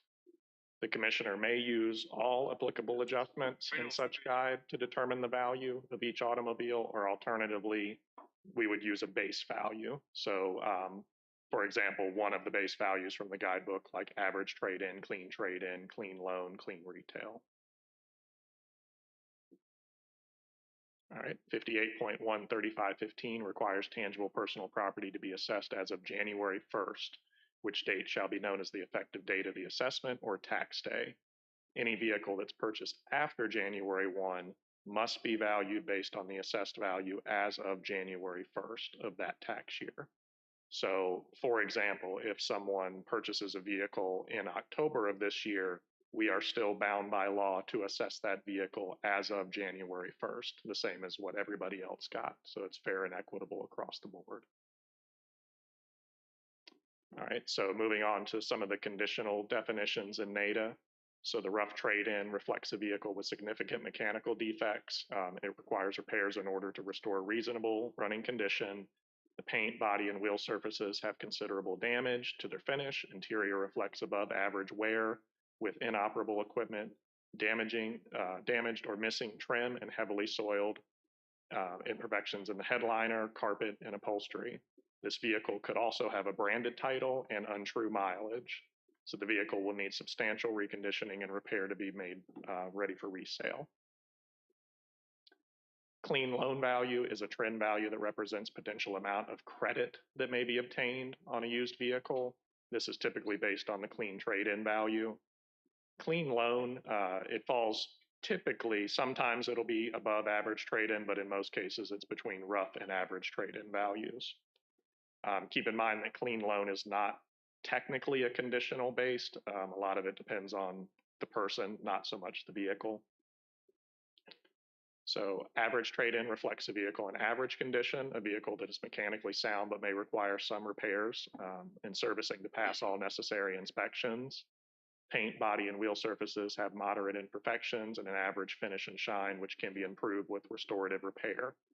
The interior reflects some soiling and wear in relation to the vehicle age, with all equipment operable or requiring minimal effort to make operable. Clean title history, the vehicle will need a fair degree of reconditioning to be made ready for resale. The clean trade-in value reflects a vehicle in clean condition. This means a vehicle with no mechanical defects and passes all necessary inspections with ease. The paint, body, and wheels have minor surface scratching with a high gloss finish and shine. Interior reflects minimal soiling and wear with all equipment in complete working order. The vehicle has a clean title history and will need minimal reconditioning to be made ready for resale. The clean retail value also reflects a vehicle in clean condition. This means a vehicle with no mechanical defects and passes all necessary inspections with ease. Similar to clean trade-in, the paint and body wheels have minor surface scratching with a high gloss finish and shine. Interior reflects minimal soiling and wear with all equipment in complete working order. The vehicle would also have a clean title. You have questions on it? Yep. Mr. Bassoon, since everybody's up in the air about what we're going to do, everybody's trying to figure out and come up with a plan, would it be better for us to continue down the path and do something sensible, even though the taxpayer may not like it later? Would it make sense for us to hold on and not jump too quick to see what really makes sense for the taxpayer, and they know that we're going to have to look at the rate next year anyway, and in addition, give them additional maybe X dollar? Wouldn't that make sense more than trying to fix this in the midst of the battle? I think what makes sense in that is I think every effort should be made. I do not know personally or as commissioner that there is a true way to do it immediately. Right. This is a struggle with every locality. You have legal teams in every locality looking into this and trying to figure these things out. Henrico did something. They had a surplus. They have not. They don't do business the way localities do businesses with commissioners and treasurers, right, and the way our government is set up. They can do some different things. Cities and towns can do some things a little different than we can. But what makes sense for us? That's what I guess I'm asking for some input from your office. What makes sense for you to do the best for the taxpayer in terms of making sure that they get their proper credit and their credits are due them? And we do our due diligence in looking at every avenue to make sure that they get everything that's coming. I'm just afraid that we're moving in a direction and we really don't know what's ahead, and we're trying to fix it. The target's kind of moving. It is a moving target. And, you know, when it comes to the surplus monies and monies, you know, at the final books between finance and the treasurer's office and all that, I'm not in, you know, in that area. But I think you're going down the right path by allowing continual research with this specific type of government we have, like other localities. I think my personal opinion is in the best interest to continue to try to figure out what's going on, because there is no fix tonight. There's not going to be a fix in August. Right. There's not going to be a fix when they figure out what surplus is. And I understand what you were saying, Mr. Thomas, about what was that number. And that, in case in point, is the question going around. What is the definition of surplus in SB 12? You know, is it the projected number, the difference? Is it the final number? You know, some localities bill once a year, some localities bill twice a year. We have people paying their full bill at the first one. I think Ms. Coran had said that there is a way to query it to find out, you know, the exact monies per half and different things. I would advise that continued research be allowed before a decision of any kind is made. And if there is a surplus and something can be done and someone figures out what the law says can happen, then I say we do what the law says we're able to do. It might get dragged out far enough. No one may have an answer until November. By that time, we're getting ready to go right into it again in January. Right.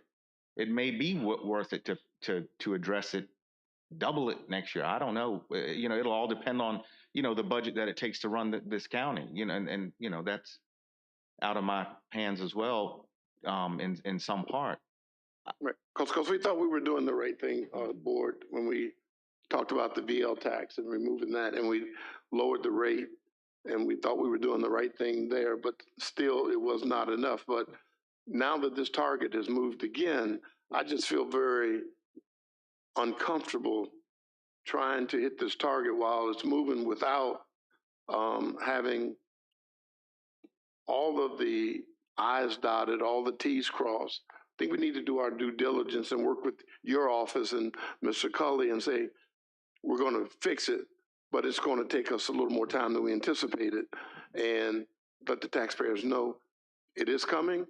We're going to fix it, but it's something that cannot be addressed immediately because of all the factors that are part of it. And if we take a hit, then we take a hit. There's a couple slides coming up that give some perspective as to the surrounding localities. I think we did 20 that assess the way we do, and there's a couple that don't. There's 2 or 3 good slides coming up that also will give some perspective as to. If you go to those, I think we should wait. Yes. Yeah. Can you go to those slides for me without going through all of this? Yeah, we don't need to. Go through the definitions. We just need to go. Let's get to those slides. That's the next slide. Okay. Confused. All right, so how we value vehicles for cars, trucks, and motorcycles, we use a combination of the January 1st J.D. Power NADA guide, the Eastern Region Clean Trade-In value. We also include any VIN-related accessories. That would be things like four-wheel drive, diesel engines, bigger things that are tied to the VIN number. For current model year vehicles, we use 90% of the original cost because those don't have enough sales to be in the guidebook. So for anything that's 2003 to 2021, we use the clean trade-in value. Anything prior to 2003, we're either using, if it had a prior assessment, we use 90% of that prior, or if it's a first year, we use a depreciation schedule based on the purchase year of the vehicle. You can also appeal your assessment. You can appeal your personal property assessment within 3 years of the last day of the tax year, or within 1 year from the date of assessment. So that gives the opportunity for people, even if we did a supplemental bill, that still gives them 12 months to appeal. Mr. Chairman. Okay. Ask a quick question. Mr. Black. Mr. Cully, Mr. Parton, and is it possible with this slide right here that we send that out to the public somehow, Caroline Alert? Because I think there's a lot of people that don't know how to do this. The slide before the slide, not this. The appeal your assessment, how to appeal your assessment. Yep. I think that would be, we're very, very good at sending out messages when we have our real estate, like here you can go to these different boards. But it would be really, really helpful if we had this out to the public. And I think a lot of us have different, social media pages and so forth. But I think that would be a big help. Thank you. Mr. Pursuant, can your office do that, or Mr. Cully, can you guys get together and take care of that? Okay, done deal. All right, go ahead, sir. Thank you. So a completed and signed appeal form, including any supporting documentation, must be submitted to our office. We're required to send a written decision within 90 days. So typically we're a lot faster than that. Normally it's within a week. Supporting documentation can include pictures, an independent fair market appraisal, an estimate for repair, or proof of original cost if the value was based on original cost. Some common misconceptions: although we use clean trade-in to value the vehicles, we're not able to use like trade-in estimates from a dealership or documentation for appeals, since we're bound by law to determine the fair market value. High mileage discounts can also be applied for any vehicle that's valued by NADA. The 100,000 miles is not required in order to apply for the discount. So if you have a 2018 with 60,000 miles, it could very well qualify for a high mileage discount. A vehicle purchased after January 1 cannot be valued using the weekly updated J.D. Power values.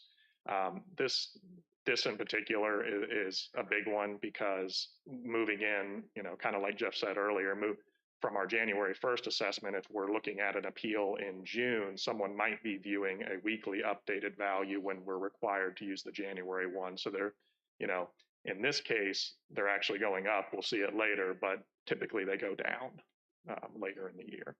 I do have a quick question regarding the last slide. Yeah. For example, of 2013, one would expect if it's driven regularly to be over 100,000 miles. Is that an assumption made by the Commissioner of Revenue's office, or do you have to provide documentation that it is in fact 130,000 miles, or yes, in order to get that discount? So documentation is required. So when the vehicle's purchased, when it's titled in DMV, if it's an actual mileage, we see that it's an actual mileage in DMV, we do record those mileages and we put them on.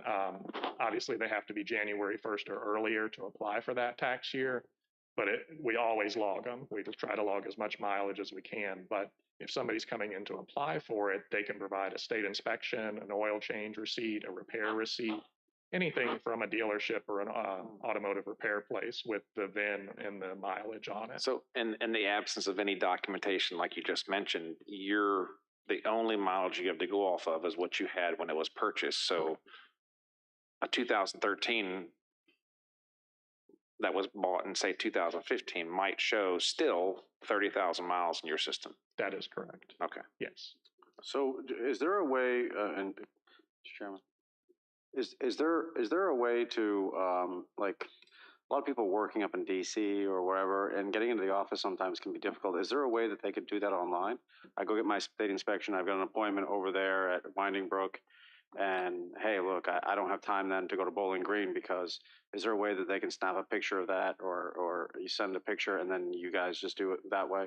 Yeah, absolutely. So online, we have a few filing forms that would do that. We have just a regular general questions and appeal form on our website that they can attach anything they need to, Excel, Word documents, Right. anything they'd like to. So, and then the second, that kind of following what Mr. Forehand said, so let's say I have that, because I myself have a 2013, 2012 Hyundai, and so let's say mine's at like 140,000. Do I have to give you guys that documentation every year now? I mean, so in other words, you would think, well, like if I still own it, like my mileage isn't going down, right? And so is that something that I have to keep on submitting to you guys every year to get that discount? It is. It's not required, but it is a really common question and point of concern. So what a lot of times people don't understand is when the vehicle gets older and as the guidebooks, as the years go by, that threshold increases. So we always tell people to turn it in every year, because while you might have qualified with 130,000 miles in 2021, that threshold may have increased 15. Typically, it's 15,000 a year is what you see in the guidebook. So you very well, without turning in documentation, will eventually fall out of that high mileage discount. So it's in the taxpayer's best benefit to return those each year. They are not required to at all. Okay. All right. Thank you. And that is something that easily can be done online. Absolutely. Okay. Thank you. And I'll just elaborate a little bit. When he says goes into the guidebook, this isn't something in the methodology that we do. We put it into JD Power's system, put the mileage in for that make and model, and they spit out the number. So that's why we do encourage everyone to turn it in every year, because you might have missed it by 5,000 miles this year, but if you drove another 15, 20,000, bring it in again, we'll try it again. And this can go back 3 years. So if you bring me something that's dated last year, that will apply for this year. You bring me something that's dated this year, it'll apply for next year. So I encourage everyone to try to wait until the end of the year when your mileage is built up the most. Then we run it through the system, and then we can see if it'll give a discount.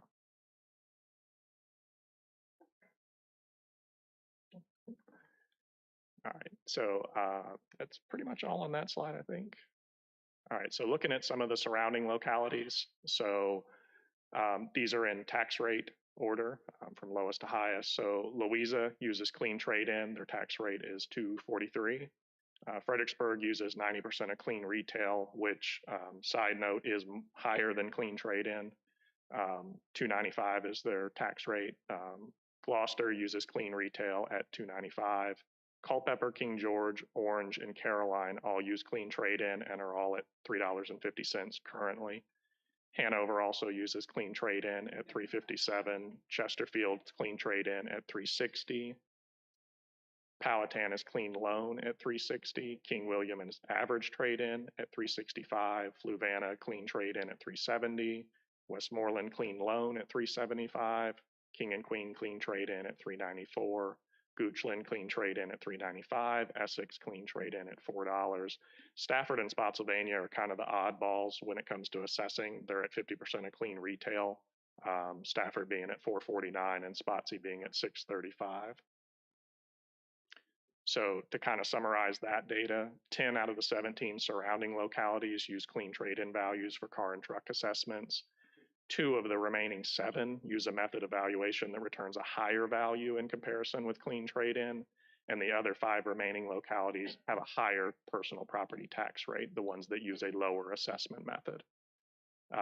Another side note, there's an average of 6 to 8% value difference between the categories.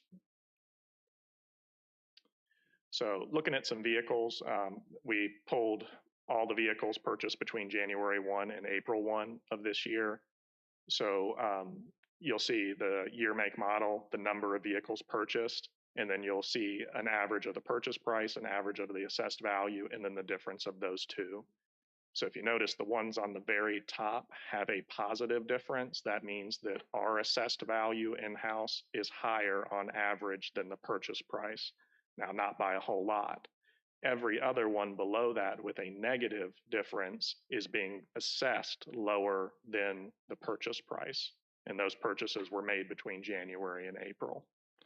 So as you can see coming down, some of those make model years we're getting into the $1,000 difference, and then moving on to the next page, getting in even at the bottom close to, I believe, $6,000 in difference. So looking at some individual examples, a 2013 Chevy Malibu, we had one purchased in February 12th of 2021. The purchase price was $8,329. The first assessed value in 2021 was $4,380, and then this year was $6,330. And you can kind of look at the ones below there. There's some various examples, SUVs, trucks, passenger vehicles. But what this is kind of showing you is that a lot of times, a lot of the conversations we've had with taxpayers this year has been the concern that their assessed value is more than what they paid for it 1 or 2 years ago. So this is proving that fact. That is a very real concern. All right, a little bit of a summary on that. So out of the 478 total 2010 to 2021 model year vehicles purchased between January 1st and April 1st of 2022, 91% have an assessed value that is less than the original purchase price. Based on a study of all the vehicles valued by way of J.D. Power NADA, the average difference in vehicle values from 2020 to 2021, they actually went down 6.11%. The average difference in values from 2021 to 2022, they increased 19.3%. So a lot of times you've heard us say 35% increase. Typically what we're looking at is vehicles that increased a lot, where it's the model years between 2013 and 2020. These percentages here are looking at the whole, as a whole in NADA. So that covers 2003 all the way to 2021 model year vehicles. We also pulled 10 random vehicles between 2013 and 2021 model years, and the current weekly values from NADA still show an increase in vehicle values from January 1 to current day of 3.55%. That is about it. So if you have any more questions, I'll be happy to answer. Mr. Black. Just one quick question on that last slide right there. How often do you see that 19%? I mean, that's got to be a complete anomaly. That's very, very rare. No, actually, basically anything that's 2013 to 2021, it's actually more like 30 to 37%. So 19 is an average across vehicles from 2003 model years to 2020, 21.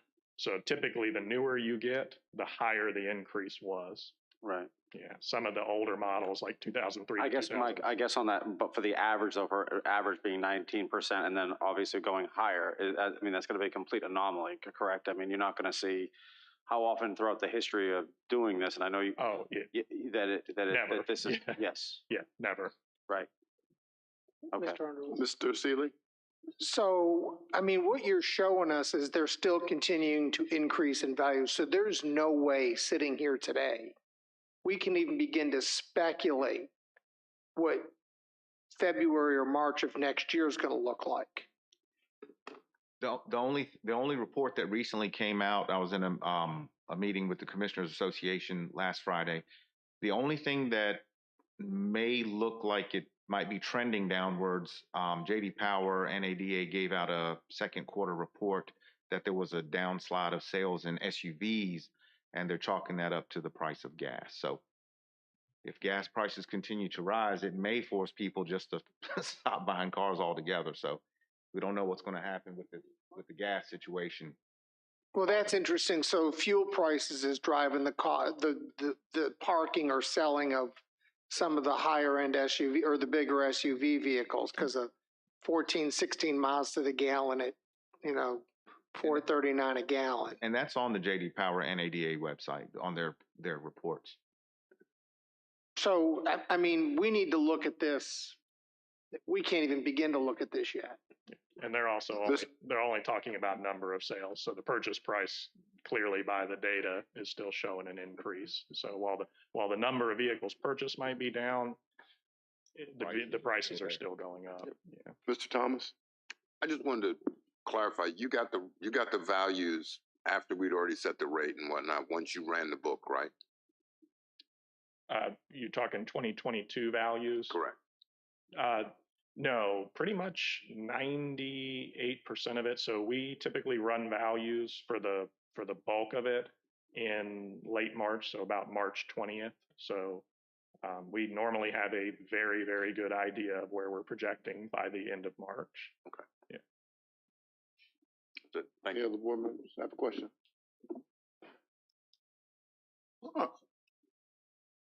What's that? Yep. Thank you guys for the report. It was very, very helpful, and I'm sure we'll be working together, and we're going to come up with a plan.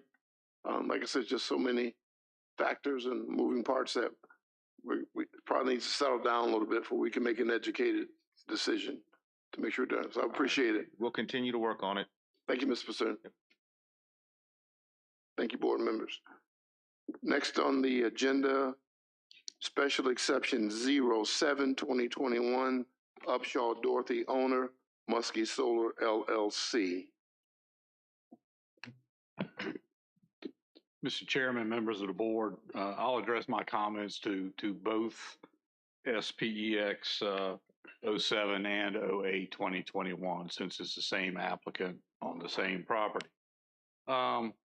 This item, you previously had your public hearing. Action on this item was deferred until this evening. You should have at your desk a handout.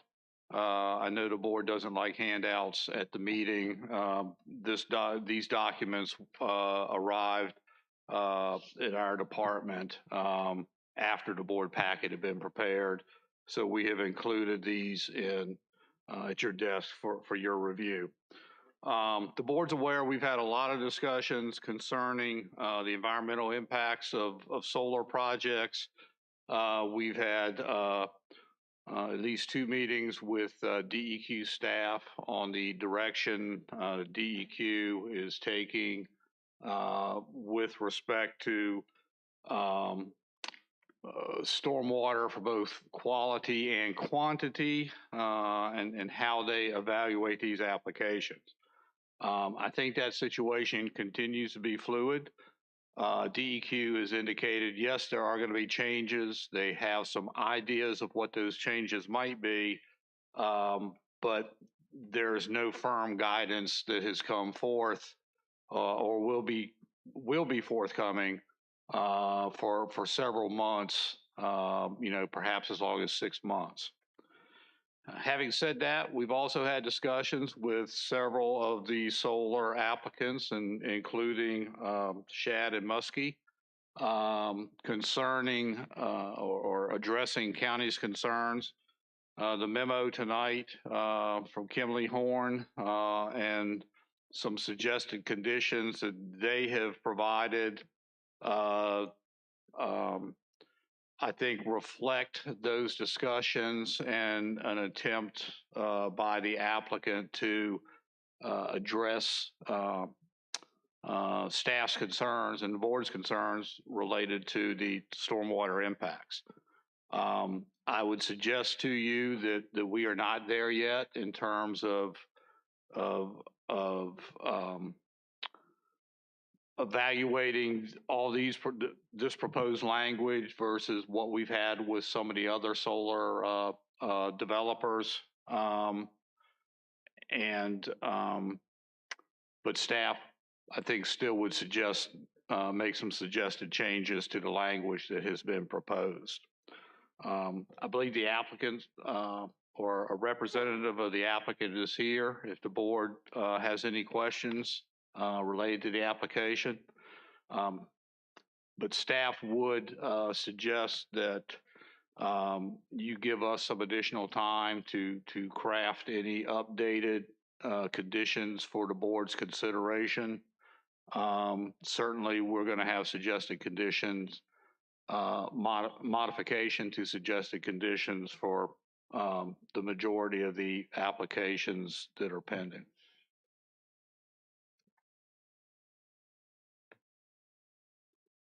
All right, Mr. Fincham, so it sounds like to me that as I said earlier, the goalpost continues to move and that we don't have clear guidance in terms of the stormwater issues. I've received a number of emails from adjacent property owners in other counties who still express major concerns with several solar companies. I believe we got some today. Yes. Board members have any questions before? I think this is one of the, I guess, more planned out applications in that it was in the middle of a farmer's field, and if any remediation were required, he had plenty of acreage to handle that. So I was looking at that in a different light than some of the other ones I've been looking at. But I think Mr. Fincham brings up a point in that he would like to look at these conditions and our at least position of preventing problems to start through these conditions probably warrants another 30 days of his investigation. So if we could look at it in June, because I don't think we meet in July, but if we could look at it in June and you could give us the conditions back, you and the applicant, I would suggest get back to us, at that point in time. Yes, sir. We could do that. So I think we could do that because. Do we have that latitude at this point? Yeah, we have what? No, actually, you're good on this application. We're good on it? Okay, Yeah, the board can defer this application on its own motion. Yeah. So Mr. Fincham, guidance that you're looking for from DEQ or EPA, either one, when do you think you'll be getting information that would be appropriate to put into these conditions? Or you don't have a set date for meetings? I don't have a set date from DEQ, but some of our discussions, yes. I think the applicants have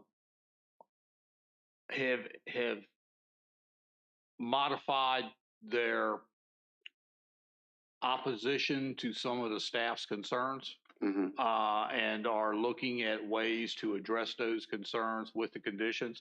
I think you see that with this application tonight. Yes. Does it completely address our concerns? I can't tell you at this point in time whether it does or not. And the other thing is this is a minor application and not a major. Not a major. So right, under any issues would be a lot smaller than what we've been seeing before. So I think deferring to the April 14th meeting, to the June 14th meeting, it's 2 months I'll never get back. Will give us the necessary time to modify our conditions and address the board to the best we can at that point in time. Did I already make a motion? Is the that we applicant? defer? Huh? Did I already make a motion that we defer? No, I just want to hear from the applicant if they're okay with the deferral.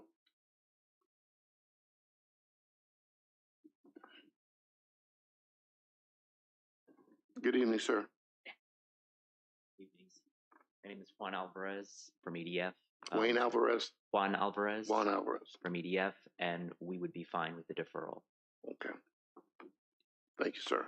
Thank you so much for that concise answer. I'm going to make a motion that we defer special exception 7, 2021 and special exception 8, 2021 to our June meeting, which is the 14th. We said? Yes, June 14th. Okay, that's the motion. There's a motion and a proper second that we defer special exception 0721 and special exception 08-21 until our June 14th, 2022 meeting. All in favor say aye. Aye. Any opposed? Motion carries. We will defer this action. Thank you. Next on the agenda is continue first reading of the Caroline County Zoning Ordinance Text Amendment 01-2021 and Text Amendment 02-2021. Mr. Fincham.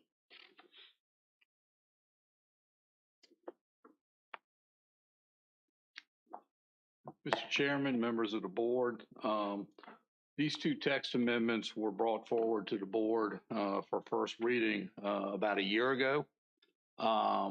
They were subsequently, we had subsequent discussion.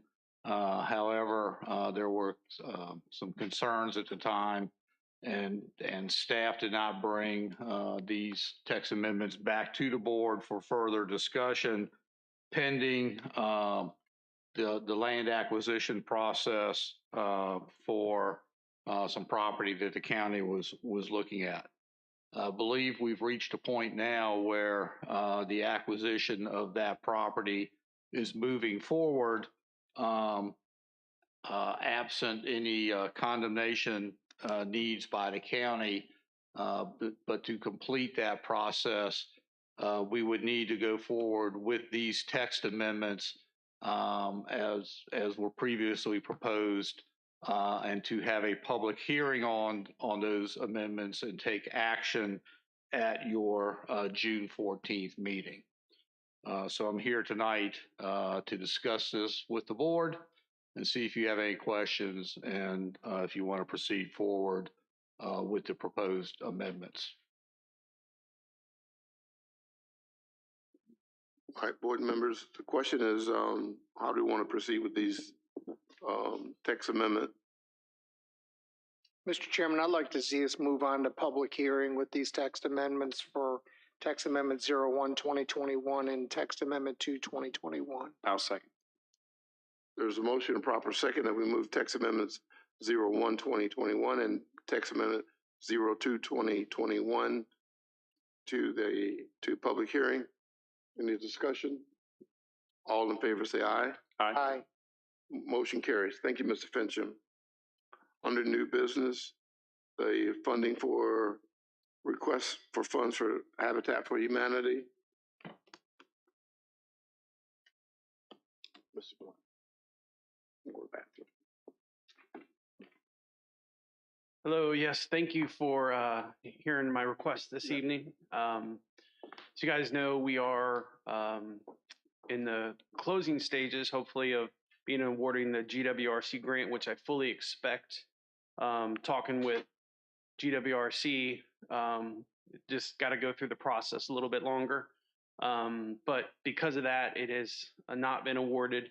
And it sounds like they probably will not be able to actually award it until August due to not meeting in July. It goes before their committee this month. And it is between us and Fredericksburg Habitat.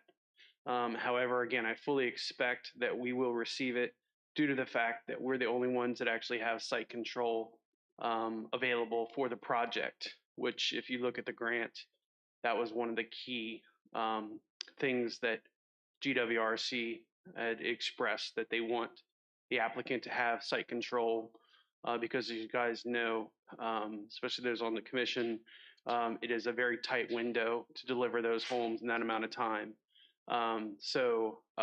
Fully expect, and I've had a lot of off the record conversations. I fully expect, and I would not even be asking if I did not anticipate us getting awarded that. But we just need to unfortunately postpone the signing of our self-help grant just a little bit longer in order to make our next 5 homes count as that total number of 20, in order for us to actually be able to deliver the 20 homes by June of 2024. Thank you. Does anyone have any questions for Mr. Thomas? Yeah, we had kind of set this up for you quite some time ago, and the main reason we did that was to help you maintain the staff you had, and understand that staff is gone because your board voted to not accept the money at that time. Your board voted to not accept the money at that time. Correct. Okay. What is your board saying now, and why is it different? So the main reason is I've been doing this long enough to know that grants and all of that, when you're dealing with volunteer committees and all of that, I anticipated there would be issues getting it, just the time frame. So we did not want to overextend ourselves, because that money you offered, very generous, it would have already been gone, at this point. I mean, we're talking 6 months now, almost, since that was there.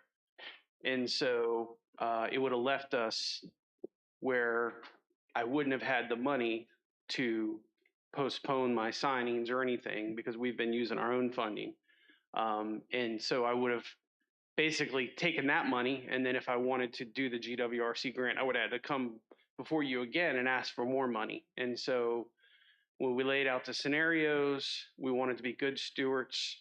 We understood that there could be issues getting it. And so we made the very tough decision to decline at that time, because we wanted to have options in the future should something happen like this. So that's why we didn't take it at the time. So you're going to use this funding now to go out and hire somebody totally new? No.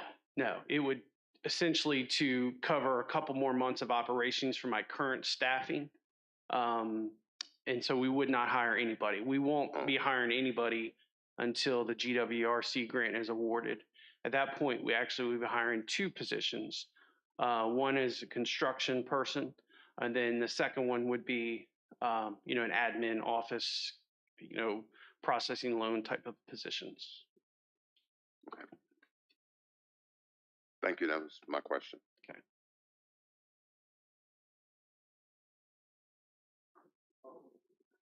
So, Mr. Tickle, I do have just a couple questions. Okay. So when a person applies for a loan, I guess, correct? Yes. The loan comes through Habitat for Humanity? The USDA. USDA. Who handles all of that paperwork for that person? So we are, we're the packager. Right. So we package, but once it's actually servicing and all of that stuff, that's done directly with the USDA. So they get, just like all of us, they get a mortgage bill from the USDA, and then they make their payment directly to the USDA each month. Is there a fee for that packaging to take place? Not for our self-help, no. So we have 2 programs that we do operate. One is self-help, and that's the USDA grant that you guys support to get. And we get, essentially we get about $30,000 for each home we build in operating expenses. So that's how most of our operations are run. But in addition to that, because we had to learn how to do these loans, we also offer loan packaging services where you can come in, you don't have to get a Habitat home. We give you the loan, we give you the approval, and then you would work with a real estate agent or a contractor to build a home. So we kind of act as the loan. So you're the loan agent then? We are, yeah. Is there a fee for that? There is a $1,500 fee. $1,500 fee. We do actually cut that fee in half if they work for the county. Okay. We haven't really had anybody take us up on it yet, but it is certainly a service that we feel would benefit more people. There just hasn't been a lot of interest in it. I'm not really sure why. And the average cost for most of the homes that are built that have been built in the county? The self-help homes, the average cost right now, out of the 10 we built, is sitting at about 170. The first 5 were all pretty much purchased materials before COVID. They were going for about 150. And then when COVID came, it bumped us up to closer to about 200,000. And we are introducing a 4-bedroom model, which we hope to come in 250 or less. A lot of that depends on the land and lot costs and stuff. So the 200 is 3-bedroom? Correct, 3-bedroom, 2-bath. And a home payment on that would be between $650, $850 a month with taxes and insurance. Okay. All right. Board members, how do you want to proceed? Mr. Chair, I would motion that we fund the project as we stated before for the $24,050. There's a motion that we fund the Habitat for Humanity's amount of $24,050. Is there a second? A second. Second by Mr. Forehand. Discussion? All in favor say aye. Aye. Aye. Any opposed? All right, Ms. Tickle, thank you. I just have one question for Jason. Yes, sir. As these prices go up and interest rates go up and the cost of houses comes down because the houses are going to come down chasing interest rates going up. Mm-hmm. Any idea how that's going to affect your next group of homes? Because we're going to see an inversion, interest rates going up and the price of housing just already built coming down versus the price of material. I'm just waiting for that trend to start. We're starting to see new homes, I don't know about locally, but nationally slow down and material prices still going up. Yeah, that's a great question. From the meetings that I've sat in our region in particular, we're historically been a lot more immune from those big drops. So most of the experts that I've sat in on don't expect that so much in our region. But like in California and Florida, where they had those huge problems last time, that is certainly going to happen. But we actually believe that it'll actually probably make more people want to come and take advantage of the services, either through self-help or loan packaging, because as interest rates go up, more and more people will not be able to go the traditional conventional route. What that means is they'll be forced to go to like the 502 loan, which the higher the interest rate is, the better that loan is because you get a subsidy. So like for the last couple of years, the closing rate was 2.5%, and somebody could get a subsidy down to 1%. So they're only getting a 1.5% subsidy. And yeah, that is very helpful. It equates to about $150, $200 a month. But if you're now talking about an interest rate that's 5%, and then you're going to get a subsidy down to 1%, that's a lot more subsidy that you're going to get. So in reality, a lot of like the workforce housing folks, they're going to have to go to loans like that if they want to purchase a home because the interest rates are going up so high. So we believe that it'll actually make our program a lot more attractive. I hate to use the word attractive, but and I even hate to say this, but people will be forced to go that route, and that's not a good thing. You know what I mean? But they'll be forced to go that route because now, if you made $40,000 a year, you go to Bank of America. Bank of America says we can't do anything for you, where we can say, hey, we can through this USDA loan, because you don't have to have PMI insurance. You get that subsidy, no down payment.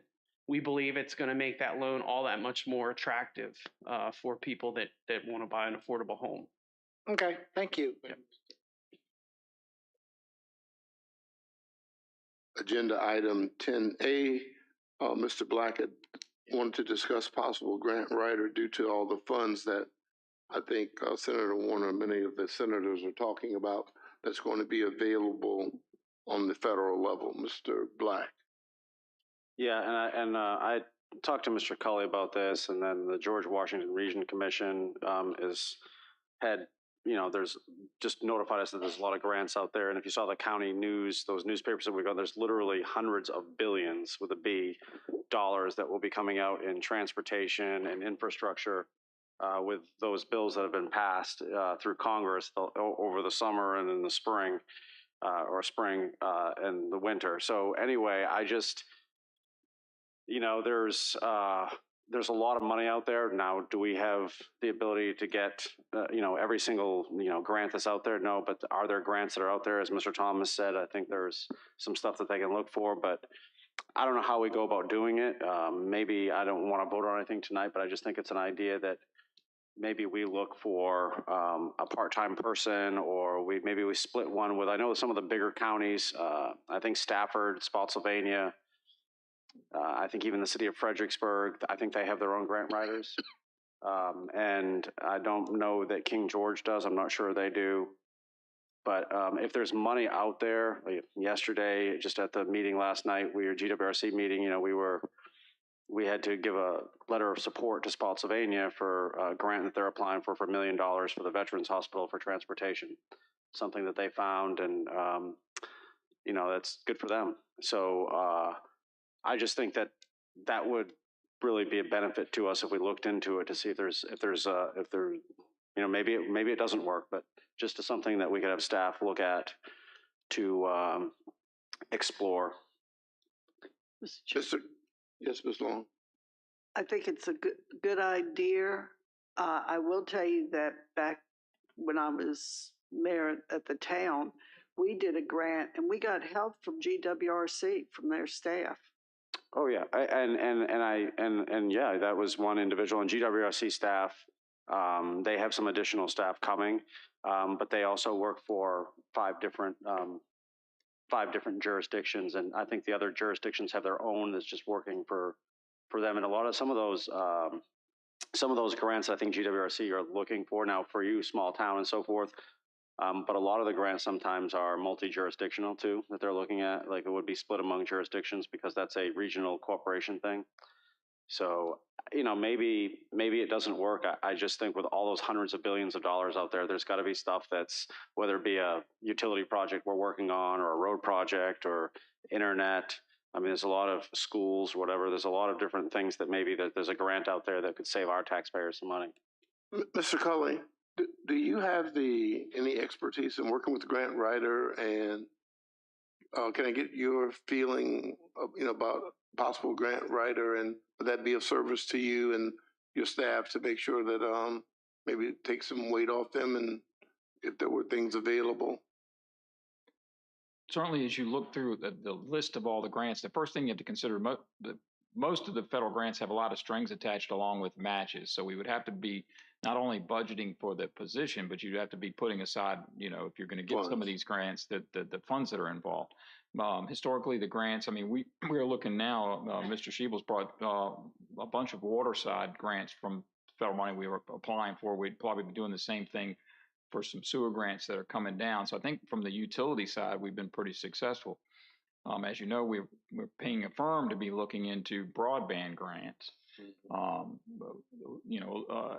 with their expertise.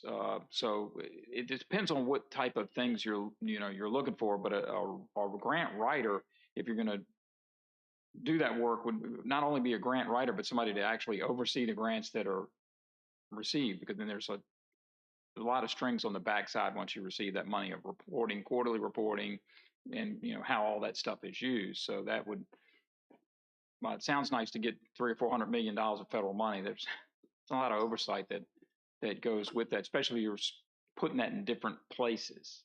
We're applying for a grant for the firefighters, and so we've managed those before. We're applying for utility grants, and we'll continue to apply for those. We're looking for matches for our broadband, if there's any extra broadband money to free up some of our original ARPA funds that we've dedicated to broadband.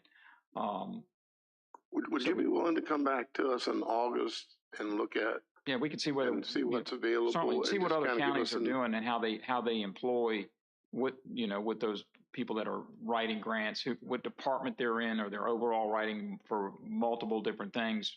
It's clearly, in my experience, people that write grants for fire and rescue and things like that, they kind of have an expertise in that and know the right words to put in the grant so that the people that are reviewing the grant look favorably in how those grants score. So it is definitely a skill set that professional grant writers have. Mr. Chairman, there are consulting firms that specialize in grant writing. They'll actually write the grant for you. So maybe that's what we can have you look for. Sure. And at least identify a couple of those. So when an opportunity comes up, you usually have a couple of months to respond to it. Okay. That's an easy contract solution. Right. And maybe perhaps, Mr. Cully, we could look at what are our greatest needs for the county as we look at for a person to company to help us with grant writing. Maybe we could look at our needs first, do an assessment here to determine what our needs are, and then look for those. Okay, so maybe the August meeting. Yes, sir. You could report back, just telling kind of what you found and what you think, and just do a little brainstorming. And we need to sit around and do a think tank. We can do that. Thank you, sir. Yes, sir. Be glad to. Anything else, Mr. Black? All right. That's all right. Next on the agenda, item B is the Article 4, Section 5.4, minor solar. Ms. Long, you wanted to talk about that? Yeah, my feeling on this is we've got several applications that we have to see through now from when we adopted this ordinance. But since then, thank goodness, they're starting to calculate runoff and stormwater in a different way, which is makes a lot more sense. But our ordinance doesn't address all those. So I think we should consider sending it back and possibly just doing away with that ordinance and rewriting it based on the new guidelines that are coming down. And my feeling about possibly repealing that ordinance is it will keep new applications from coming in the meantime and getting in that gap, because we want to know what's going to be required in the future before we take any more applications, permits, whatever. So, Ms. Long, just to paraphrase, you're asking us to consider, just to have a discussion about repealing the ordinance that we have now, to sending it back to the Planning Commission, which should include all the new language and all the new ideology that's coming along, stormwater, runoff, and water shield, et cetera.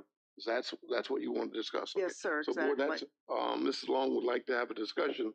Do we have an appetite to send this ordinance back to planning and have them revisit this ordinance and look at new language and rewrite this ordinance? Mr. Chairman, I think at the juncture that we're at, and with what the council letter that we got at our last board meeting of the impact that we could be facing down the road from EPA and DEQ, that at this point in time, we're all concerned about stormwater management. We're all concerned about any sorts of runoff. And I think at this point, I have to agree with Mrs. Long, the longer we leave this ordinance open and these districts in place, it just says, oh, come put it here. But we did that at that point in time, not having the whole picture. So I think it's time to send this back and actually start writing what we really want to see, rather than have this false illusion of you're going to apply, we're going to approve, because right now we're stuck. So Chris, if I'm correct, we would then make a motion to repeal the ordinance and have it sent back to DEQ for rewording and back to planning. Excuse me, back to planning, with the understanding that we want the new language and some of the new considerations by DEQ and EPA to be in that language. Would that be correct? Yes, you could do that a couple different ways. I mean, you don't necessarily have to repeal it to look at changing the language. If you want to say, we don't want this ordinance anymore right now, and we want to stop new applications coming in, the first step would be to repeal, because while the ordinance is there, it's a use that's permitted by special exception application. So let me just say right there, Yeah. is it the board's wish that we look at repealing the ordinance, and then having it reworked just to put a hold on any additional applications regarding solar, or do you want, how does this board wish to move forward? Mr. Underwood, I think I would lean toward repealing, and not that I am against the permits we have, and we have to see those through, and we will, and we'll work on improving conditions with them, and a lot of them have already offered to redesign. Right. And when you consider we only have one meeting next month, and we're going to get backlogged, that gives the planning commission time to refresh and redo. So I say we repeal it and send it back. Make a second motion to send it back to the planning commission. We would need a public hearing on the repeal. Right. On that amendment. So you could make the motion to send it back to planning commission to have a hearing on repeal, and then it would come up to you with their recommendation, and you could have your hearing on repeal, and then at whatever timeline you elect, you could look at amendment, revision, and implementing a new ordinance. I would add, in conversation with DEQ, the impression we got is that the guidance on those memos that are in your packets from March and April, the specific guidance that's going to flesh out that shift from pervious to impervious cover is not coming that quickly. Once it comes out, it has to go through the Administrative Processes Act, which itself is a multi-month process. I understand that we as a board can make those changes ourselves and consider it impervious cover in our own ordinance. Is that not true, Mr. Fincham? Yes. We can be more restrictive. Yes. There are limits, though, in how we craft that language, okay? We can't impose a stormwater management review requirement on DEQ. DEQ will only review it based upon their current regulations. So we have to be cognizant of how we would craft that condition to achieve what we want to do and not run afoul of DEQ. Ms. Long, if you, in the board agreement, if you make that motion that we send this back to the planning commission for public hearing, consider revocation or repeal of those three ordinance sections. So that goes back to the planning commission. Yes. I would make that motion. So Ms. Long has made a motion that we send the provisions of the solar ordinance back to the planning commission regarding those three issues within the ordinance. I'll second. There's a motion and proper second that we send the ordinance back to planning commission. All in favor say aye. Aye. Any opposed? Motion carries. We will send this back for repeal for public hearing to planning commission. Item C is the Low Massey Park that I want to discuss in Dawn. On that side of the county, we really don't have a quality park and recreation facility, and I'd like to see some upgrades. And I know that we sold the Frog Level Rescue Squad, and there was money left over, and I'd like to see us consider spending some of that money, getting a plan made to spend some money on upgrading the Low Massey Park in Dawn. Mr. Underwood, could somebody put together kind of step by step what you'd like to do? I mean, because I know there's a ton of stuff there that needs to be done, and I just don't know what order or what any of it would cost. Yeah, what I'd like to do first, I just want to make sure the board had an appetite to came from your district. I think it should go back. I agree, but I just wanted to make sure the board had an appetite to do this, and I will work with Mr. Whiteman and Mr. Schiebel and start looking at how we can upgrade this to make this a quality facility in that area. Mr. Underwood, do you know what amenities are currently in that park? there's a basketball court and a small pavilion and a little jungle gym. Okay. And there's a walking track and with, Mr. Underwood. let's not call it, yes. Could I ask simply because these funds came from fire rescue? It seems to me, I remember sometimes back hearing that they were thinking of rolling it over into fire and rescue, but I don't remember if there was a certain project down that way that the chief had in mind. But I think I remember him saying, that it was sold and probably should go back into fire and rescue. Was there a specific project, Chief? We did not have the. Right, they didn't want it. Okay. Yeah, no. All right. Just wanted to make sure somebody hadn't already thought about spending it somewhere. No, it's in the general fund, and it had come up earlier when we sold it that it would be, Mr. Underwood had said he would like to see it It should used stay in the his district. I agree. I just wanted to make sure that Yeah, that it hadn't they been- lost their rescue squad 10 or 15 years before then, so Yeah. that was the rescue squad building. Okay. Thank you. I just wanted to make sure. Then I'll work with Mr. Whiteman, Mr. Shebel, and the county, and we'll just start talking about what I'd like to see and get with some of the community members and talk about what we'd like to see there as and I'll report back to the board. Mr. Underwood? Yes. I am not opposed to it at all. My biggest thing though is that I think we need to look at as a whole county. Most of our parks that we have currently are in the Bowling Green area. And The biggest park is at the high school. and well, okay, which is pretty close to the Bowling Green area.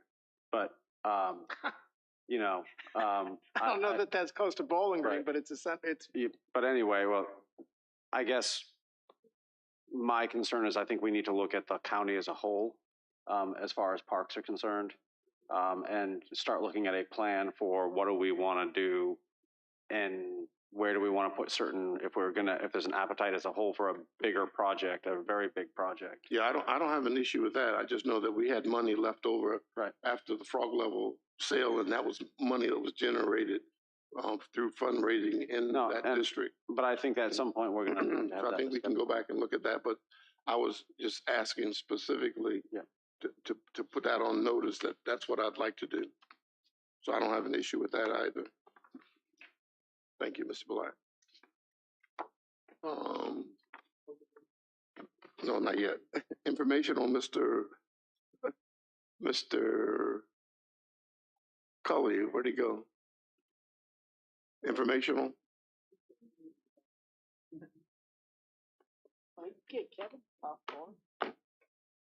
if you whisper it to Kevin, he could tell everybody.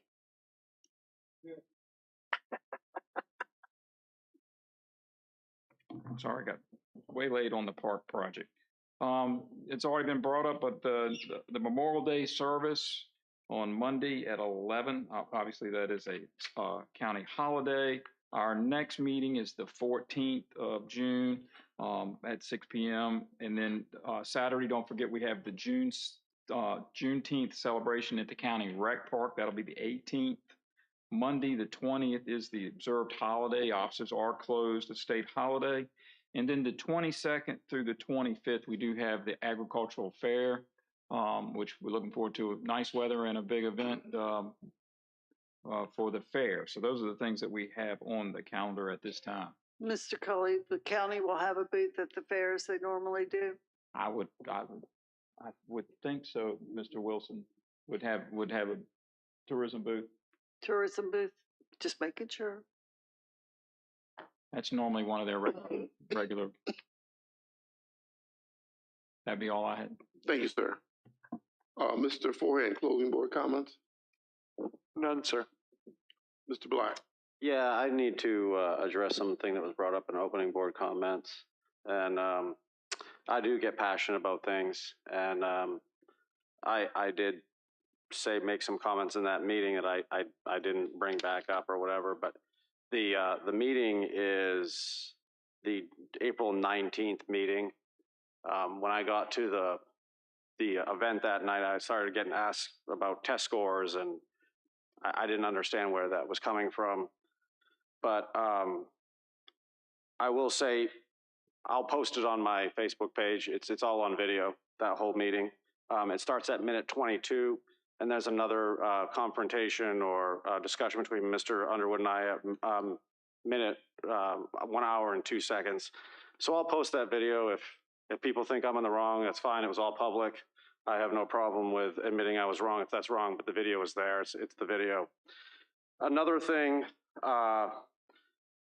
when we're looking at talking about teacher pay and so forth, there was a statistic that used to be used, or school funding, I should say, in general.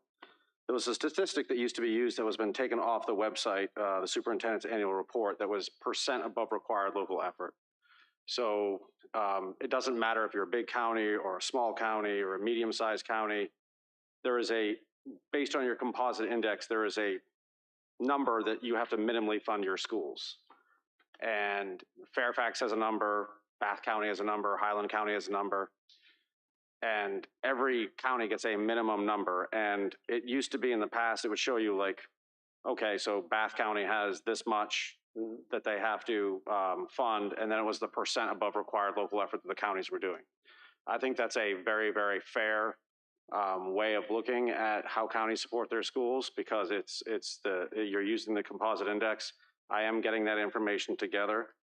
The other thing I heard tonight was I heard about comparing us to Dinwiddie or comparing us to Bath County.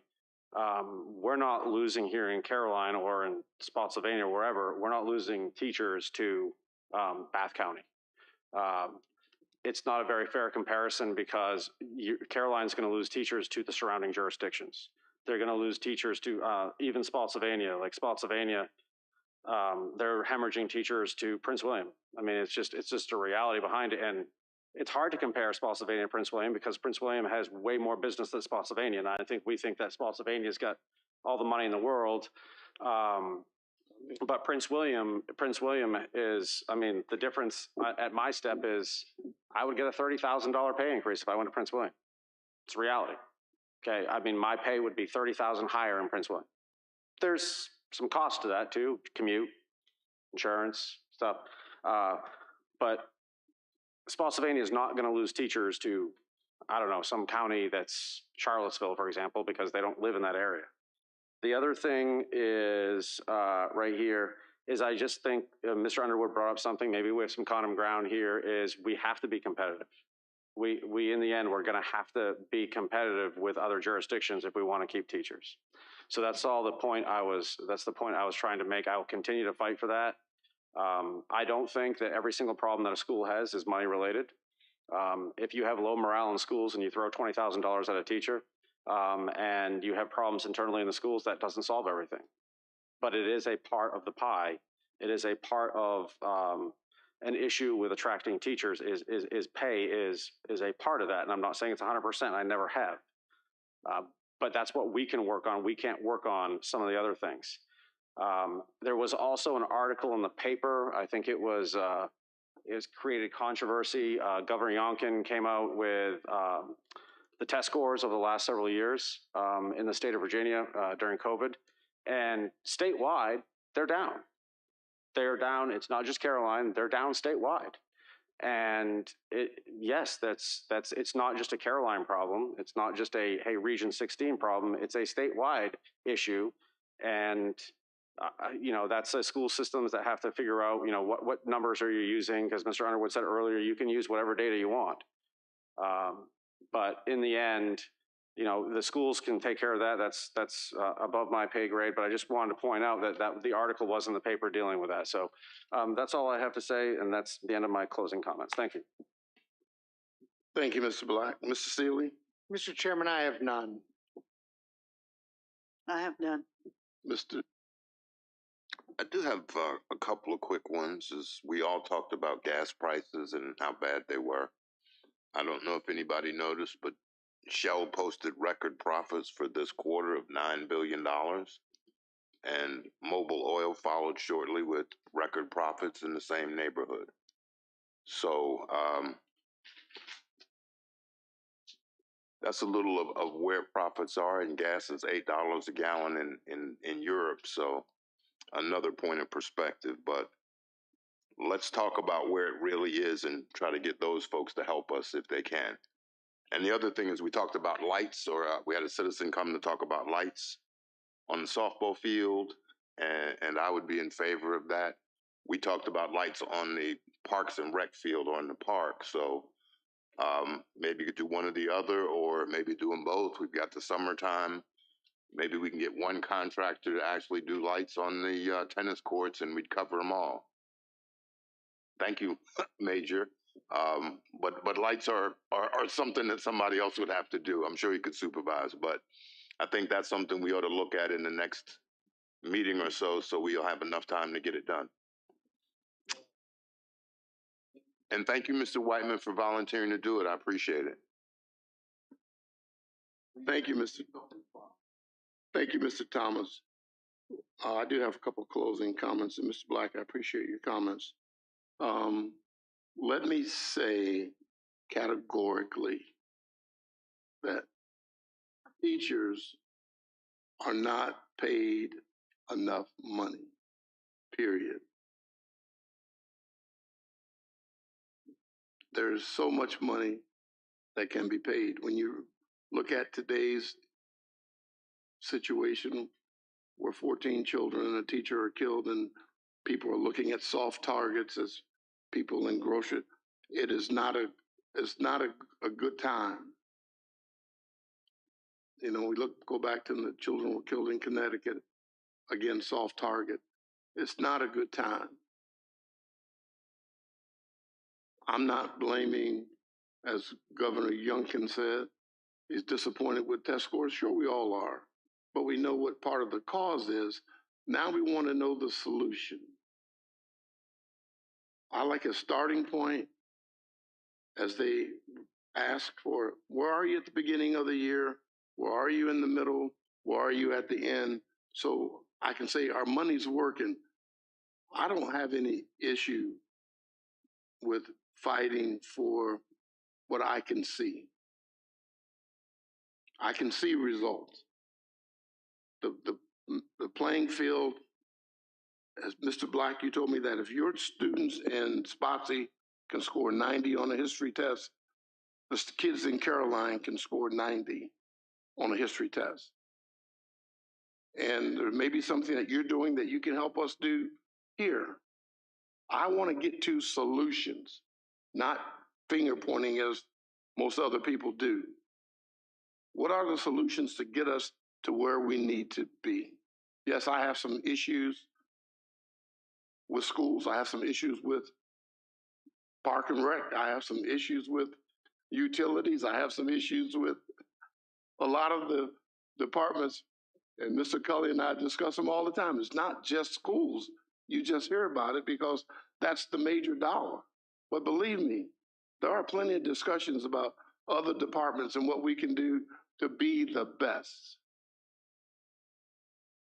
So I'm not anti, I just want to see the results. And what do we need to do to get there? And if I see something that I believe is wrong, all you have to do is prove me wrong. As I said something about data, and the principal at an elementary school said, "Why are you asking about data?" Well, son, if you're not using data to make decisions, then you shouldn't be an elementary principal. Data drives everything. I want to see the data that tells us where we're going, and if we're on the wrong path, let's change and let's get in another direction. But for our children, the federal government, the state government said they gave us COVID money for learning loss and to reduce the achievement gap. Like I said, the achievement gap between black and white students and brown students has been around since the beginning of time. Caroline didn't cause it. The COVID didn't cause it. It caused another issue. But it's just something that we have to overcome. But that's our mission. So let's stop waddling in our misery and let's do something about it. Let's work a little harder. And those are my closing comments. I'll take a motion to adjourn. So moved, Mr. Chairman. Is there a second? And second, all in favor say aye. Aye. Any opposed? We are adjourned.